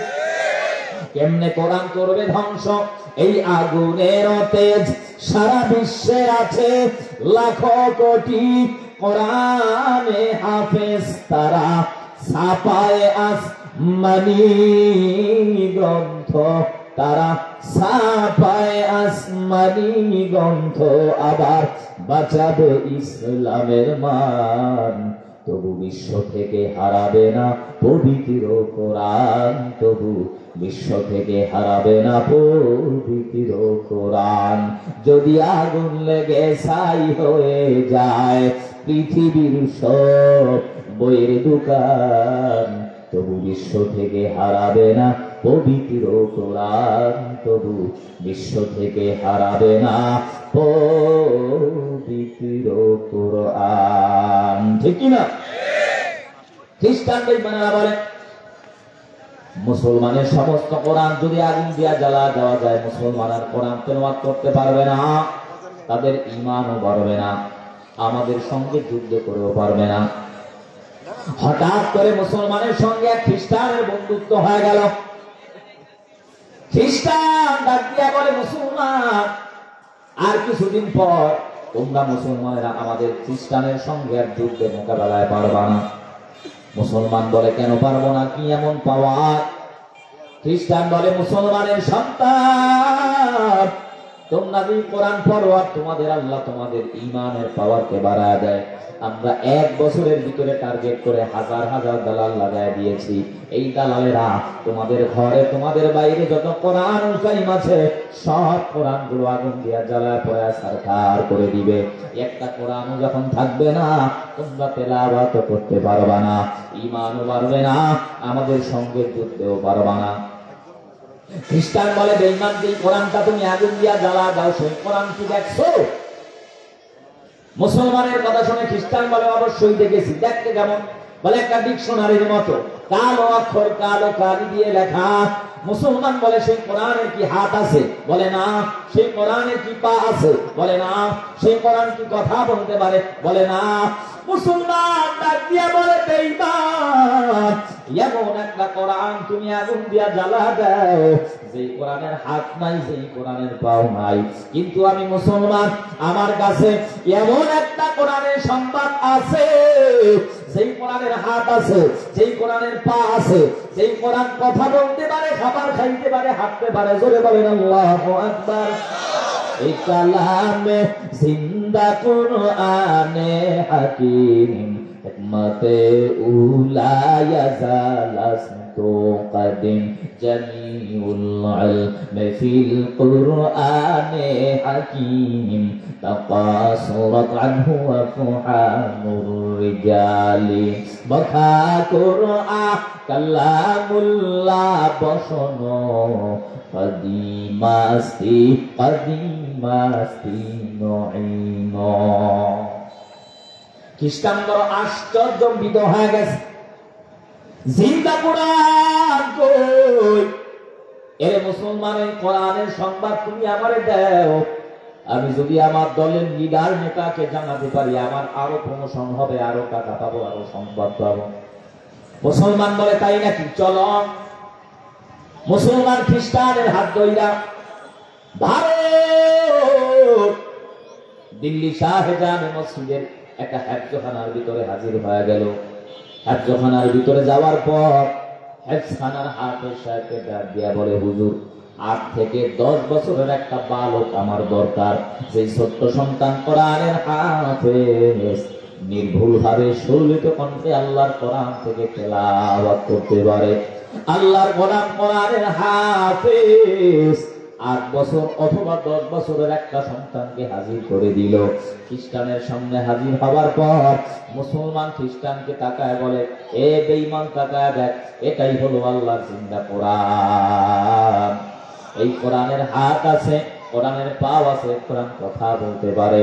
খ্রিস্টান বলে, মুসলমান আমি কথা তারা বিশ্বাস করি না, প্র্যাকটিক্যালে আমারে কোরআনের পাওয়ার দেখাও। মুসলমান বলে, 8 বছরের সন্তান কোরআনের হাফিজ, তোমার সিনার ভিতরে আল্লাহর কোরআন। এই খ্রিস্টান এই জমিনে আসছে, এই কোরআনুল কারীম আগুন দিয়া জ্বালা পোড়ায় ছারখার করে দিও। এই জবান দ্বারা তুমি কোরআনের তেলাওয়াত করো, তোমার তেলাওয়াত শুনে খ্রিস্টানের অন্তরটা দিলটা যেন নরম হয়ে যায়। এর পর্দার অন্তরালার মা, নওজোয়ান যুবক ভাই, বৃদ্ধ বাবাজিরা, মুসলমান নবীর উম্মত, কেমন সন্তানের মা হইলা, কেমন সন্তানের বাবা হইলা। আল্লাহ পাক রব্বুল আলামিন তোমারে 2টা 3টা 4টা 5টা সন্তান নামক নিয়ামত দিয়েছে। হাতে পায়ে ধরে বলি, সন্তানটারে কোরআনের হাফেজ বানাও। কত মানুষ মাজারে দৌড়ায়, পীরের দরবারে যায়, বলে হুজুর এত টাকা এত সম্পদ কে খাবে? আল্লাহ একটা ছেলেও দিল না, একটা মেয়েও দিল না, বিনা দরখাস্তে আপনাকে আমাকে আল্লাহ 3টা 4টা 5টা সন্তান নামক নিয়ামত দিয়েছে। হাতে পায়ে ধরে বুঝা যায় মা, একটা সন্তানকে হাফেজ বানাও, একটা সন্তানকে আলেম বানাও। কোরআনের হাফেজের মা হও, আলেমের মা হও, ইমামের মা হও। ওই মা বাবার কপাল কত ভালো, যেই মা বাবার সন্তান হয় কোরআনের হাফেজ। ওই মা বাবার কপাল কত ভালো, যেই মা বাবার সন্তান হয় মসজিদের ইমাম। সন্তানটারে কোরআনওয়ালা বানাও, হাফেজ বানাও, আলেম বানাও। যদি সন্তানকে কোরআনওয়ালা বানাতে পারো, দুনিয়ার জমিনেও সম্মান, আল্লাহ পরকালেও সম্মান বাড়ায় দিবে। একটু মহাব্বতে আওয়াজ দিয়া বলেন, সম্মান দেওয়ার মালিককে। টাকায় সম্মান দিতে পারে না। এ নারায়ণগঞ্জের সোনারগাঁওয়ের মুসলমান, ক্ষমতায় সম্মান দিতে পারি না। দুনিয়ার হালত গুলো শোনেন, 50,000 টাকা বেতন পায়, টেবিলের নিচে আরো 30,000 হারাম খায়। ছেলে একটা গাঁজাখোর, একটা মদখোর, একটা ইয়াবাখোর, একটা 17 বছর লীগের পিছনে দৌড়াইয়া এখন দেশ থেকে পলাতক। কথা বল না কেন? মসজিদের ইমাম 5,000 বেতন পায়, 6 মাস বাকি। হুজুর এত টাকা দিয়ে কি করবে? আলেম কত টাকা লাগে না। আবার কিছু মানুষ বলে টাকা যদিও কম, হুজুর টাকায় বরকত বেশি। এই বরকতের নসিহত শোনাইয়া কত ইমামদের মানুষ দিনের পর দিন যে ঠকাচ্ছে তার কোনো সীমানা নেই। কিছু মানুষ আলেমদের টাকা হবে, বাড়ি হবে, সম্পদ হবে, এটা মানতেই চায় না। হারাম পথে সে কোটি কোটি টাকা ইনকাম করবে, জনগণের পথে পেটের ভিতরে লাথি মেরে, জনগণের টিনের টাকা, ত্রাণের টাকা, চালের টাকা, বাথরুমটা পর্যন্ত খাইয়া সেই টাকা আত্মসাৎ করে সম্পদের প্রাচুর্য করবে। তাসের আড্ডা, মদের আড্ডা, জুয়ার আড্ডা, ফ্যান্টাসি কিংডমের আড্ডাখানা তৈরি করে, ব্যবসাখানা তৈরি করে, ফেন্সিডিল, ইয়াবা আর গাঁজা, মদের নেশা ধরাইয়া যুব সমাজকে ধ্বংসের দিকে ধাবিত করে এই সমাজকে জাহান্নামের দিকে ঢেলে দিচ্ছে, তার কোনো খবর নাই। হুজুররা টাকা হলো এই সমস্যা। জঙ্গলার ভিতরে মসজিদ, খুব অন্ধকার, রাজীবের আজান দিচ্ছে, কষ্ট হচ্ছে ভাই?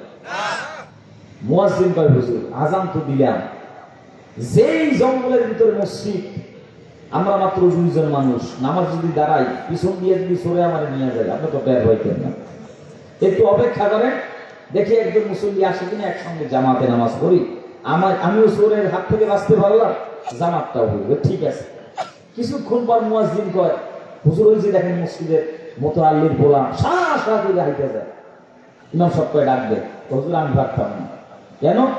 আমি ওই এলাকার মুয়াজ্জিন, আমি যদি ডাক দিই এ তো নামাজ জীবনেও পড়ে না, কালকে সকালে আমরা সাইজ করবো, চাকরি তো নাই, আমাকে ডাক দেন, আমি বিদেশি মানুষ, সমস্যা হবে না। ইমাম সাহেব ডাক দিয়েছে, মুতাআল্লিম দিছে, ভাই এদিকে আসেন, হুজুর তাড়াতাড়ি বলেন, সময় কম, মাগরিবের আজান হয়েছে, খবর নাই। হুজুর আজান হয়েছে, কি করতাম? নামাজ পড়তেন না? হুজুর নামাজ তো পড়া দরকার, একটু সমস্যা আছে। কি সমস্যা? হুজুর আমার মাথার ভিতরে টুপি নাই। ইমাম সাহেব দৌড় নিয়ে, টুপি মাথায় দেওয়া সুন্নাত, নামাজ পড়া কি? ফতুয়া দিলাম আমি, কবুল করার মালিককে। আপনি ফরজ হইবেন সুন্নতের লেগে, আমি টুপি ছাড়াই পড়ে। কিছুক্ষণ পর আরেকটু সমস্যা আছে। কি সমস্যা? আমার কাপড় ঠিক নেই, কারণ আমার অত প্রস্রাব পায়খানার কোনো সাইজ নেই, কখনো দাঁড়াইয়া, কখনো বইয়া, কখনো শুইয়া। কাপড় ঠিক নেই, কাপড় নিয়ে নামাজ কিভাবে পড়বো? আপনি বিসমিল্লাহ বলে 3 আঙ্গুল দিয়ে একটু একটা কোনা ধুইয়া ফেলান, সিস্টেম করে বললে দিই আমি, আপনি আসেন হুজুরেরা, ফতুয়া দিলাম আমি, কবুল করার মালিককে। কিছুক্ষণ পরে হুজুর আরেকটু সমস্যা। কি সমস্যা? ইমাম সাহেব আমার মন ঠিক নেই। কি ঠিক নেই? ইমাম সাহেব আপনার যেই মন আছে সেই মন নিয়েই পড়েন, কবুল করার মালিককে। আধা মিনিট নিরাপত্তা পালন করে হুজুর পড়তাম না। ইমাম সাহেবের মেজাজ তো বড়, কি বলবো, এত ফতুয়া দিয়া সিস্টেমে নিয়ে আসলাম, নামাজ যেন পড়েন, এখন পড়তেন না, কারণ কি সমস্যা? এখন হুজুর আসল কথাটা পড়ি তো বলেন। আসল কথা হইলো হুজুর লুঙ্গি ঠিক নাই, কাপড় ঠিক নাই, টুপি ঠিক নাই, মন ঠিক নাই, এটা তো আসল কথা না। আসল কথা আপনারা হুজুররাই ঠিক নাই, নামাজ কার পিছনে পড়ুন। এই জন্য আমার মসজিদ দাঁড়ে কাছে দেখাতে না, সব দোষ ইমামের কাঁধে দিয়ে, এর মতো ভালো মানুষ আর সমাজে নেই। এরকম মুসল্লি সমাজে আছে না? মসজিদের একজন লোক বেতন আনতে গেছে হুজুরের হাদিয়া, আর মুরব্বীর কাছে গিয়ে খাতা করলে, কিও মুরব্বী 6 মাসের বেতন বাকি আপনার, ঘটনা কি? বেতন তো আর দিতাম না, মসজিদ আমরা 1 টাকাই দিতাম না। কারণ কি? রাগ করলে আপনি তো বেতন আগে দিতেন, এখন সমস্যা নেই। মসজিদে কোন খাদেম রাখছেন এই ব্যর্থ, এই খাদেম আমার দেখলে সালাম কালাম দেয় না।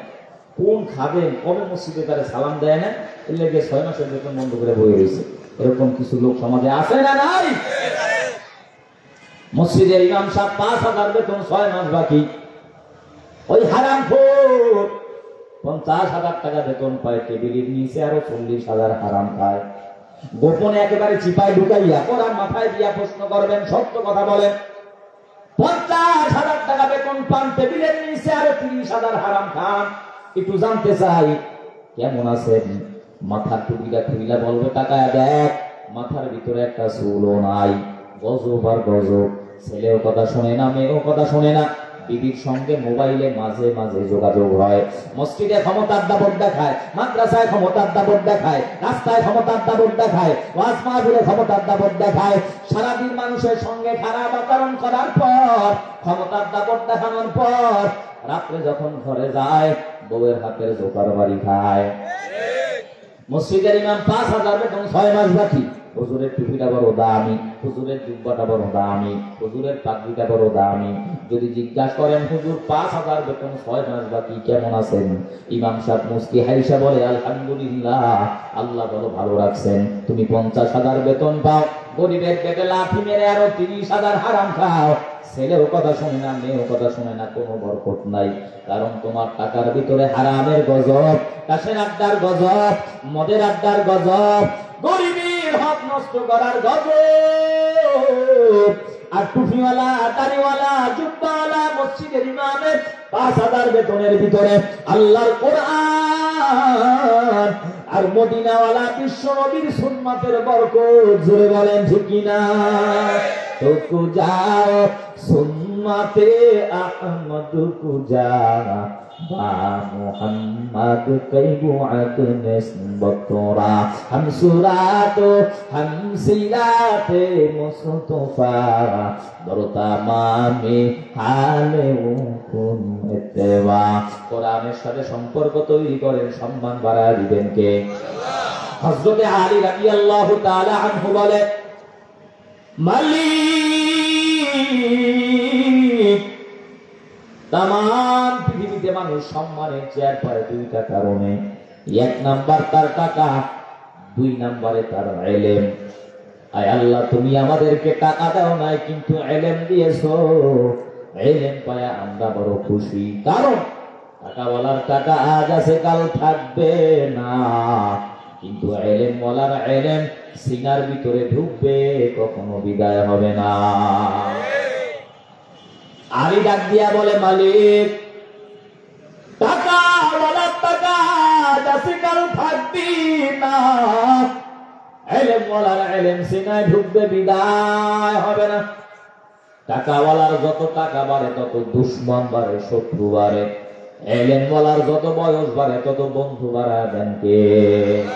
টাকাওয়ালা যত বয়স বৃদ্ধ হয়, পুরা হয়, মাজুর হয়, মানুষের দিলের ভিতরে ঘৃণার জন্ম হয়। ছেলেও দেখতে পারে না, মেয়েও দেখতে পারে না। বুড়া বয়সে ঘরের ভিতরে প্যারালাইসিসের রোগী মনে মনে বরদোয়া করে, এটা মরে না, তা মরলেই তো বাঁচি, ধরে গণ ঠিক কিনা? টাকাওয়ালার যত টাকা বাড়ে দুশ্মন বাড়ে, বয়স বাড়ে, শত্রু বাড়ে, ঘৃণা বাড়ে। ইলমওয়ালার যত বয়স বাড়ে বন্ধু বাড়ে। ইলমওয়ালা যত বুড়া হয়, মাজুর হয়, বুড়া বয়সে আল্লাহ আকাশ তুমি জনপ্রিয়তা বাড়ায় দেয়, জোরে বলেন ঠিক কিনা? এজন্য তারা 10 বছর, 12 বছর, 15 বছর, 17 বছর জালিমের জেলখানায়, তারপর সম্মান আছে না নাই? যদি বিশ্বাস না হয়, প্র্যাকটিক্যাল বাস্তব প্রমাণ নেন।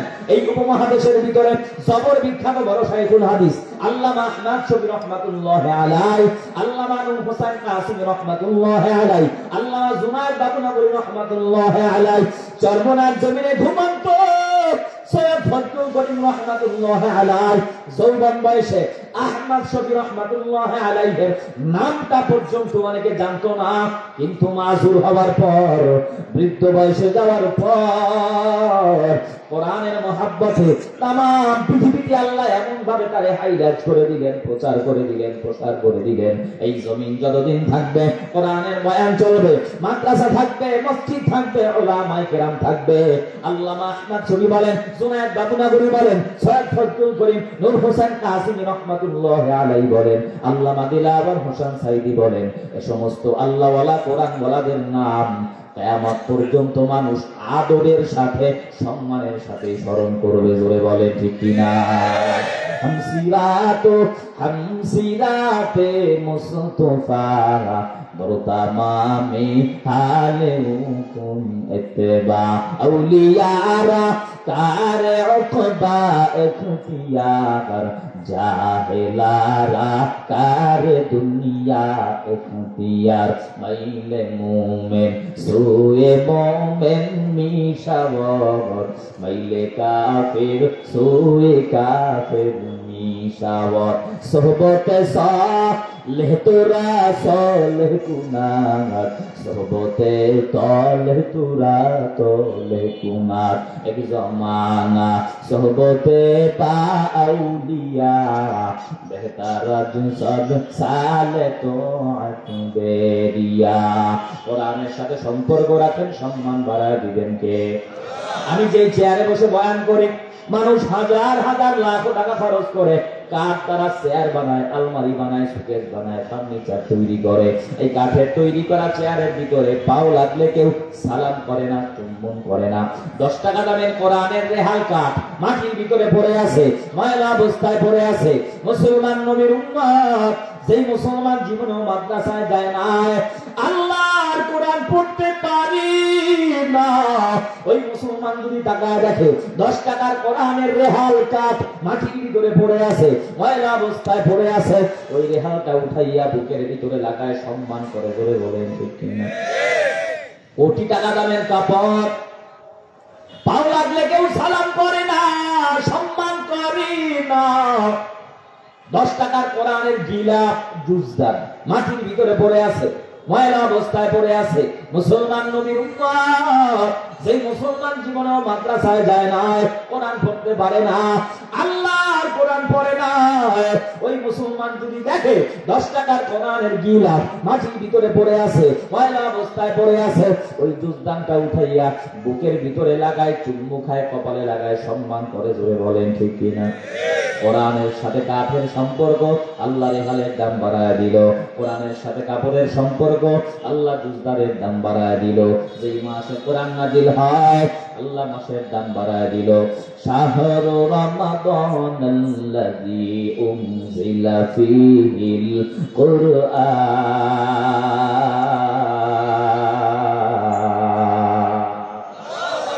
ইন্না আনজালনাহু ফী লাইলাতিল কদর। কোরআনের সাথে রাতের সম্পর্ক আল্লাহ কদরের দাম বাড়ায় দিল। কোরআনের সাথে মাসের সম্পর্ক আল্লাহ রমজানের দাম বাড়ায় দিল। কোরআনের সাথে কাফের সম্পর্ক আল্লাহ রেহালের দাম বাড়ায় দিল। কোরআনের সাথে কাপড়ের সম্পর্ক আল্লাহ জুজদানের দাম বাড়ায় দিল। অতএব সোনারগাঁওয়ের মুসলমান, পিরোজপুরের মুসলমান, বিনয়ের সাথে বলি, এ বৃদ্ধ বাবা, নওজোয়ান যুবক ভাই, পর্দার অন্তরালার মা বোনেরা, আপনার আমার সম্পর্ক, আপনার আমার মুআমেলা, আপনার আমার নিসবত যদি আল্লাহর কোরআনের সাথে হয়, কোরআনের সাথে যদি মহাব্বত পয়দা হয়, সিনার ভিতরে আল্লাহর কোরআনের মহাব্বত লাগে, যেই মানুষটা কোরআনের গুণে গুণান্বিত হবে, ওই মানুষটার নাম শুধু লাইলাতুল কদর না, শুধুমাত্র রমজান মুবারক না, শুধুমাত্র কাত আর রেহাল আর জুজদান না, কোরআনের সাথে যার নিসবত আর কোরআনের গুণ যার ভিতরে হয়ে যাবে, কোরআনের সাথে সম্পর্ক হয়ে যাবে, ওই মানুষটার দাম আল্লাহ পাক নূরের তৈরি ফেরেশতার চাইতেও বাড়ায় দিবে। জোরে বলেন সুবহানাল্লাহ। এই কালামে জিন্দা কোরআনে হাকিম, হিকমতে উলা ইয়াজালাস্তু কদিম, জামিউল ইলম ফিল কোরআনে হাকিম, তাকাসুরাত আনহু আফহামুর রিজালি, বখা কোরআন কালামুল্লাহ বসনো, কদিমাস্তি নঈন।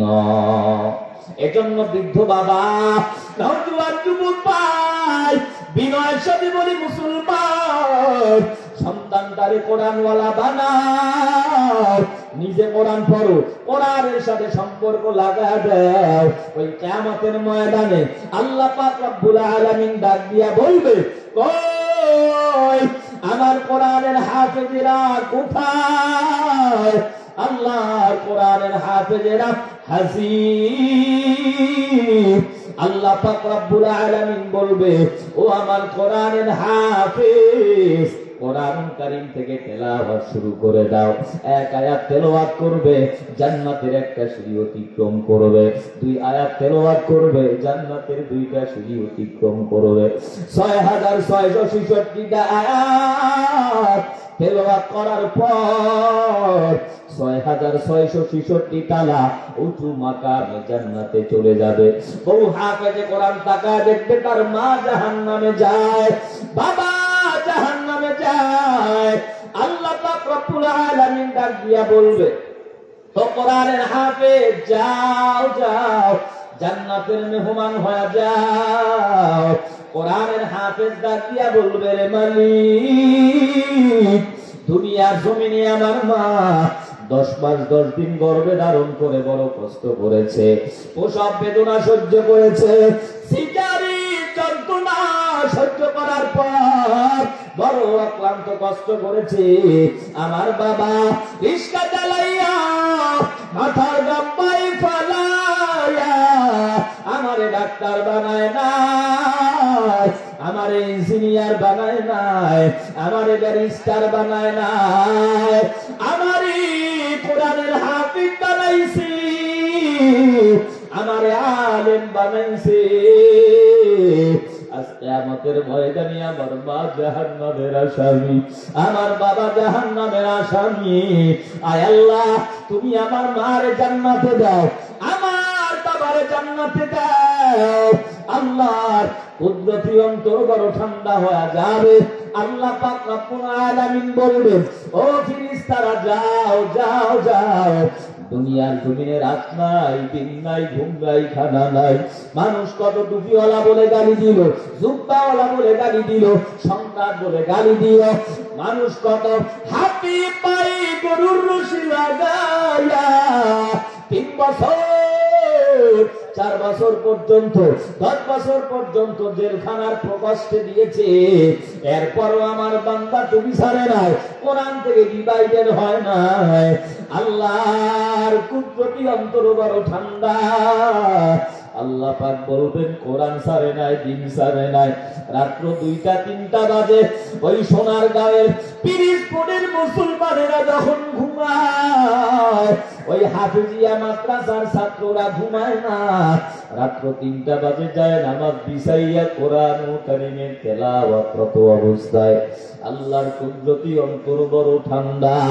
আল্লাহ পাক বলবেন, ফেরেশতারা যাও যাও যাও, জান্নাত থেকে নূরের টুপি নিয়া যাও, ওই হাফেজে কোরআনের মায়ের মাথার ভিতরে পরা দাও, বাবার মাথার ভিতরে পরায়া দাও। আহলান সাহলান মারহাবা দিয়া ওই হাফেজ কোরআনের মা বাবারেও জান্নাতের মেহমান বানায় দাও। জোরে কোন সুবহানাল্লাহ। কোরআন শিখাও ছেলে মেয়েকে, ও হে মুসলমান, জান কবজের সময় তোমার হইবে রে আসান। কোরআন শিখাও ছেলে মেয়েকে, ও হে মুসলমান, জান কবজের সময় তোমার হইবে রে আসান। একটি ছেলে আলেম হলে পড়বে কোরআন মৃত্যুকালে, একটি ছেলে আলেম হলে পড়বে কোরআন মৃত্যুকালে। ভেগে যাবে মরদুদ শয়তান, ভেগে যাবে মরদুদ শয়তান, থাকবে রে ঈমান। কোরআন শিখাও ছেলে মেয়েকে, ও হে মুসলমান, জান কবজের সময় তোমার হইবে রে আসান। হাদিসেতে বলেন নবী, জান কবজ হবে যখনই, হাদিসেতে বলেন নবী, জান কবজ হবে যখনই, আবার ভেসে থাকবে শয়তান করিতে বেঈমান। এই কোরআন তরাইয়া তোমার রাখিবে ঈমান। কোরআন শিখাও ছেলে মেয়েকে, ও হে মুসলমান, জান কবজের সময় তোমার হইবে রে আসান। একটি ছেলে আলেম হলে পড়বে কোরআন মৃত্যুকালে। একটি ছেলে আলেম হলে পড়বে কোরআন মৃত্যুকালে। ভেগে যাবে মরদুদ শয়তান, ভেগে যাবে মরদুদ শয়তান, থাকবে রে ঈমান। কোরআন শিখাও ছেলে মেয়েকে ওহে মুসলমান, জান কবজের সময় তোমার হইবে রে আসান। কোরআন শিখাও ছেলে মেয়েকে ওহে মুসলমান, জান কবজের সময় তোমার হইবে রে আসান। কষ্ট হচ্ছে ভাই? আমাদের প্রধান বক্তা আলোচনায় চলে এসেছে, হুজুর চলে আসছে মনে হয়, আসছে। আলহামদুলিল্লাহ বলেন, লিল্লাহি তাকবীর, নারায়ে তাকবীর। আল্লাহ পাক কবুল করুন, আর মহব্বতে বলেন আমিন। ভাইরা আমার, এজন্য আল্লাহ পাক রব্বুল আলামিন বলেন, বান্দা দুনিয়ায় যদি সম্মান চাও, পরকালে যদি মুক্তি চাও, আল্লাহর কোরআনের সাথে সম্পর্ক লাগায় দাও, কোরআনের সাথে নিসবত লাগায় দাও। নওজোয়ান যুবক ভাই, আমিও তোমার মতো একটা যুবক সন্তান। তুমি স্কুলে পড়ো, কলেজে পড়ো, ভার্সিটিতে পড়ো ভাই, আমি তোমার একবারও বলছি না তুমি স্কুল ছেড়ে চলে আসো, কলেজ ছেড়ে চলে আসো, ভার্সিটি ছেড়ে চলে আসো, তুমি আমার মতো হুজুর হয়ে যাও। আল্লাহর কসম একবারও বলছি না। তুমি স্কুলে পড়ো, পড়ো, কলেজে পড়ো, ভার্সিটিতে পড়ো, যুবক একটু ডানে বামে তাকায় দেখো, সত্যি কথা উঁচু আওয়াজে বলবা। তোমার মতো যুবক সন্তান স্কুলে পড়ে, কলেজে পড়ে, ভার্সিটিতে পড়ে, 5 ওয়াক্ত নামাজে কোরআন পড়নেওয়ালা 20 বছর 25 বছরের যুবক জোরে বড় আছে না নাই? তোমার মতো যুবক সন্তান র্যাবের চাকরি করে, বিডিআরের চাকরি করে, সরকারি চাকরি করে, একটা টাকাও হারাম খায় না। এসিডিসি, এসপি, উকিল, barrister, professor, doctor, doctor, engineer, পাঁচবালার নামাজ পড়নেওয়ালা, কোরআন পড়নেওয়ালা জোরে বলো আছে না নাই? হাতে পায়ে ধরে বলি, যুবক তুমি কেন পারবা না? বিনয়ের সাথে আজকে বোঝা যায় দুনিয়াটা কিছুই না। খেলায় খেলায় একদিন দুনিয়া শেষ হয়ে যাবে। তোমার কবরে তুমি যাবা, আমার কবরে আমি যাব। যারা মনে করছো হুজুর বুড়া হয়ে মরবো, আল্লাহর কসম করে বলি, বুড়া হয়ে মরার মৃত্যুর গ্যারান্টি কার্ড তোমার হাতেও নাই, আমার হাতেও নাই। একটু ডানে বামে তাকায় দেখো, ঢাকা শহর কত যুবক দুনিয়ার বাস অ্যাক্সিডেন্টে মারা যায়। ফেসবুক খুলে তাকায় দেখো, পেপার পত্রিকার খবর নাও, এমন কোন দিন নাই 20 বছরের যুবকের মরণের খবর নাই, এমন কোন দিন নাই 25 বছরের যুবকের মরণের খবর নাই, এমন কোন দিন নাই 30 বছরের যুবকের মরণের খবর নাই। বাসের নিচে যুবকের লাশ, গাড়ির নিচে যুবকের লাশ, হুন্ডার নিচে যুবকের লাশ। কত যুবক গাড়ি অ্যাক্সিডেন্টে মারা যায়, কত যুবক হুন্ডা অ্যাক্সিডেন্টে মারা যায়, কত যুবক ট্রাক অ্যাক্সিডেন্টে মারা যায়। রাত্রে বেলা ঘুমাইছি, সকাল বেলা উঠতে পারে না, ঘুমের ঘরে কত যুবকের মরণ। তোমার কবরে তুমি যাবে, আমার কবরে আমি যাব। একটু ডানে বামে টাকা দেখো, একসঙ্গে লেখাপড়া করেছো, লেখাপড়ার ছাত্র ভাই আজকে দুনিয়ায় নাই। একসঙ্গে ব্যবসা করেছো, ব্যবসায়ী ভাই আজকে দুনিয়ায় নাই।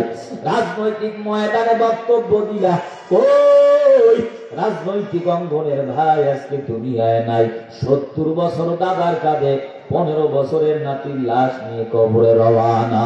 50 বছরের বাবার কাঁধে 10 বছরের সন্তানের লাশ।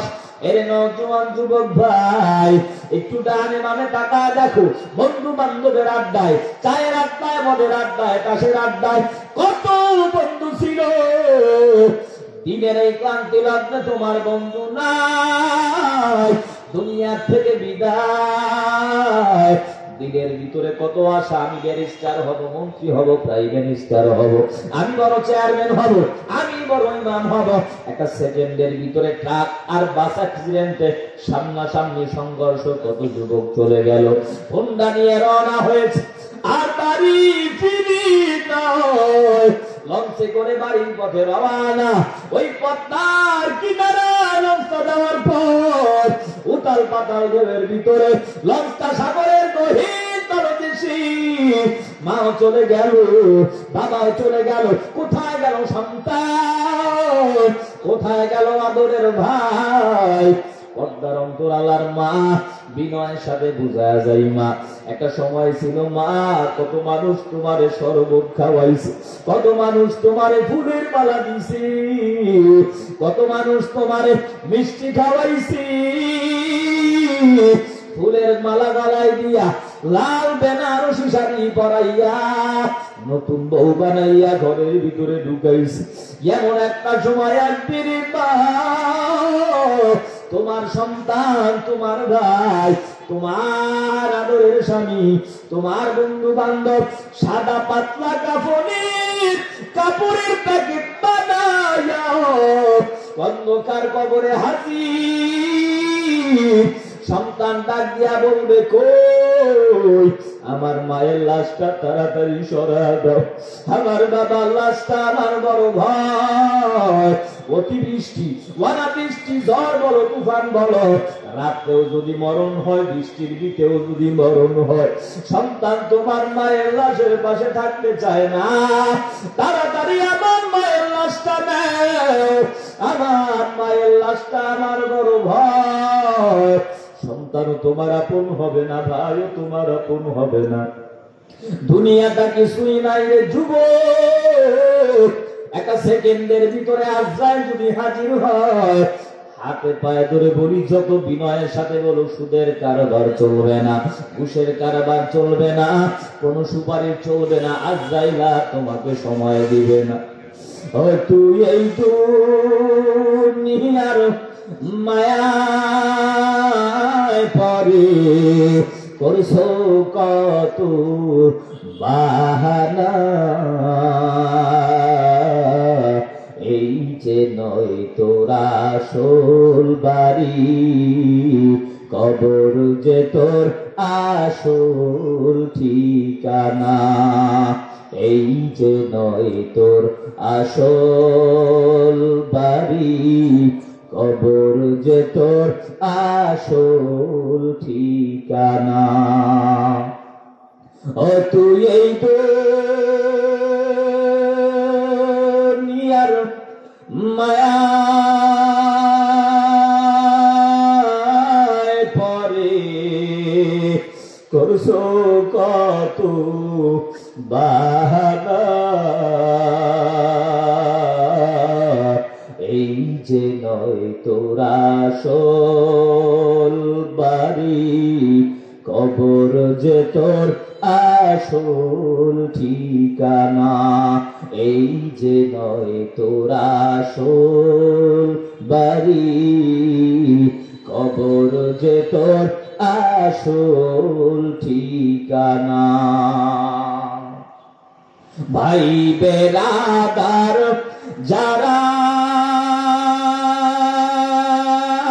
ছিল, একে একে সব হারালো, ভাই বেরাদার যারা ছিল, একে একে সব হারালো, তুমি আমি কেউ রব না, তুমি আমি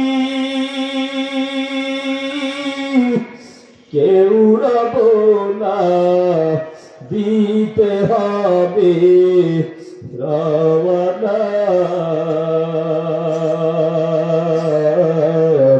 এই যে নয় তোরা আসল বাড়ি, কবর যে তোর আসল ঠিকানা, এই যে নয় তোর আসল বাড়ি, কবর যে তোর আসল ঠিকানা। ঠিক কিনা বল ভাইরা আমার? এজন্য হাতে পা ধরে বুঝা যায়, বিনয়ের সাথে বলি, ভাই আপনিও গুনাহগার, আমিও গুনাহগার, এই মাহফিল বড় দামি ময়দান। আজকে থেকে ওয়াদা করো, আল্লাহ জীবনে নামাজ ছাড়বো না, কোরআন ছাড়বো না, মাদ্রাসার বিরুদ্ধে, আলেমদের বিরুদ্ধে প্রোপাগান্ডা ছড়াবো না। এবং মজলিসের ভিতরে যারা বসে আছে, যুবক, বৃদ্ধ বাবাজিরা, এই মুসলমান দাড়ি কাকারা, একটু ডানে বামে তাকায় দেখো, কার জনম দুঃখিনী মা দুনিয়ায় গেছে না। বাবা দুনিয়ায় বেঁচে নাই, কতদিন, কত মাস, কত বছর হয়ে গেছে। বাড়ির দরওয়াজায় মায়ের কবর, 5 বছর 10 বছর হয়ে গেল বাবা অন্ধকার কবরে ঘুমায় আছে। আহারে ছোট ছোট হাত ধরে বাবা আপনারে আমারে মক্তবে নিয়ে যাইতো, ঈদগাহের ময়দানে নিয়ে হাজির, গ্রামের আঁকা বাঁকা পথ দিয়া কাঁধে করে আপনার আমার বাবা আমারে ঘুরাইতো। রাত্র 2টা 3টা 4টা বাজে ঢাকা শহর থেকে বরিশাল সেই নোয়াখালী ফেরি শেরপুর জামালপুর বাড়ির দরওয়াজায় দাঁড়ায়া, এত দূর থেকে বাড়িতে যাওয়ার পরে সন্তান যখন মাকে মা বলে ডাক দেয়, মা সাথে সাথে বাড়ির দরওয়াজায় হাজির। আজকে বাড়ি যাওয়ার পর জানি না কার মাকে মা বলে ডাক দেওয়ার সুযোগ নাই, বাবাকে বাবা বলে ডাক দেওয়ার সুযোগ নাই।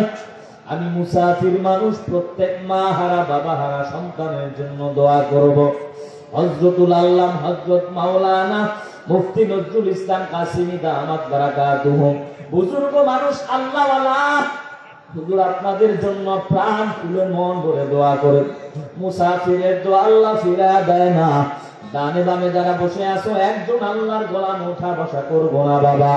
আল্লাহ পাক রব্বুল আলামিনের মহব্বতে কোরআনের ভালোবাসায় মা যাদের কবরে আছে, বাবা যাদের কবরে আছে, বিনয়ের সাথে বলি যুবক বৃদ্ধ বাবাজিরা, ওই মায়ের চেহারাটাও কি একটু মনে পড়ে না? মা তোমার জন্য কত কষ্ট করলো, বাবা তোমার জন্য কত কষ্ট করলো। মা কবরে, বাবা কবরে।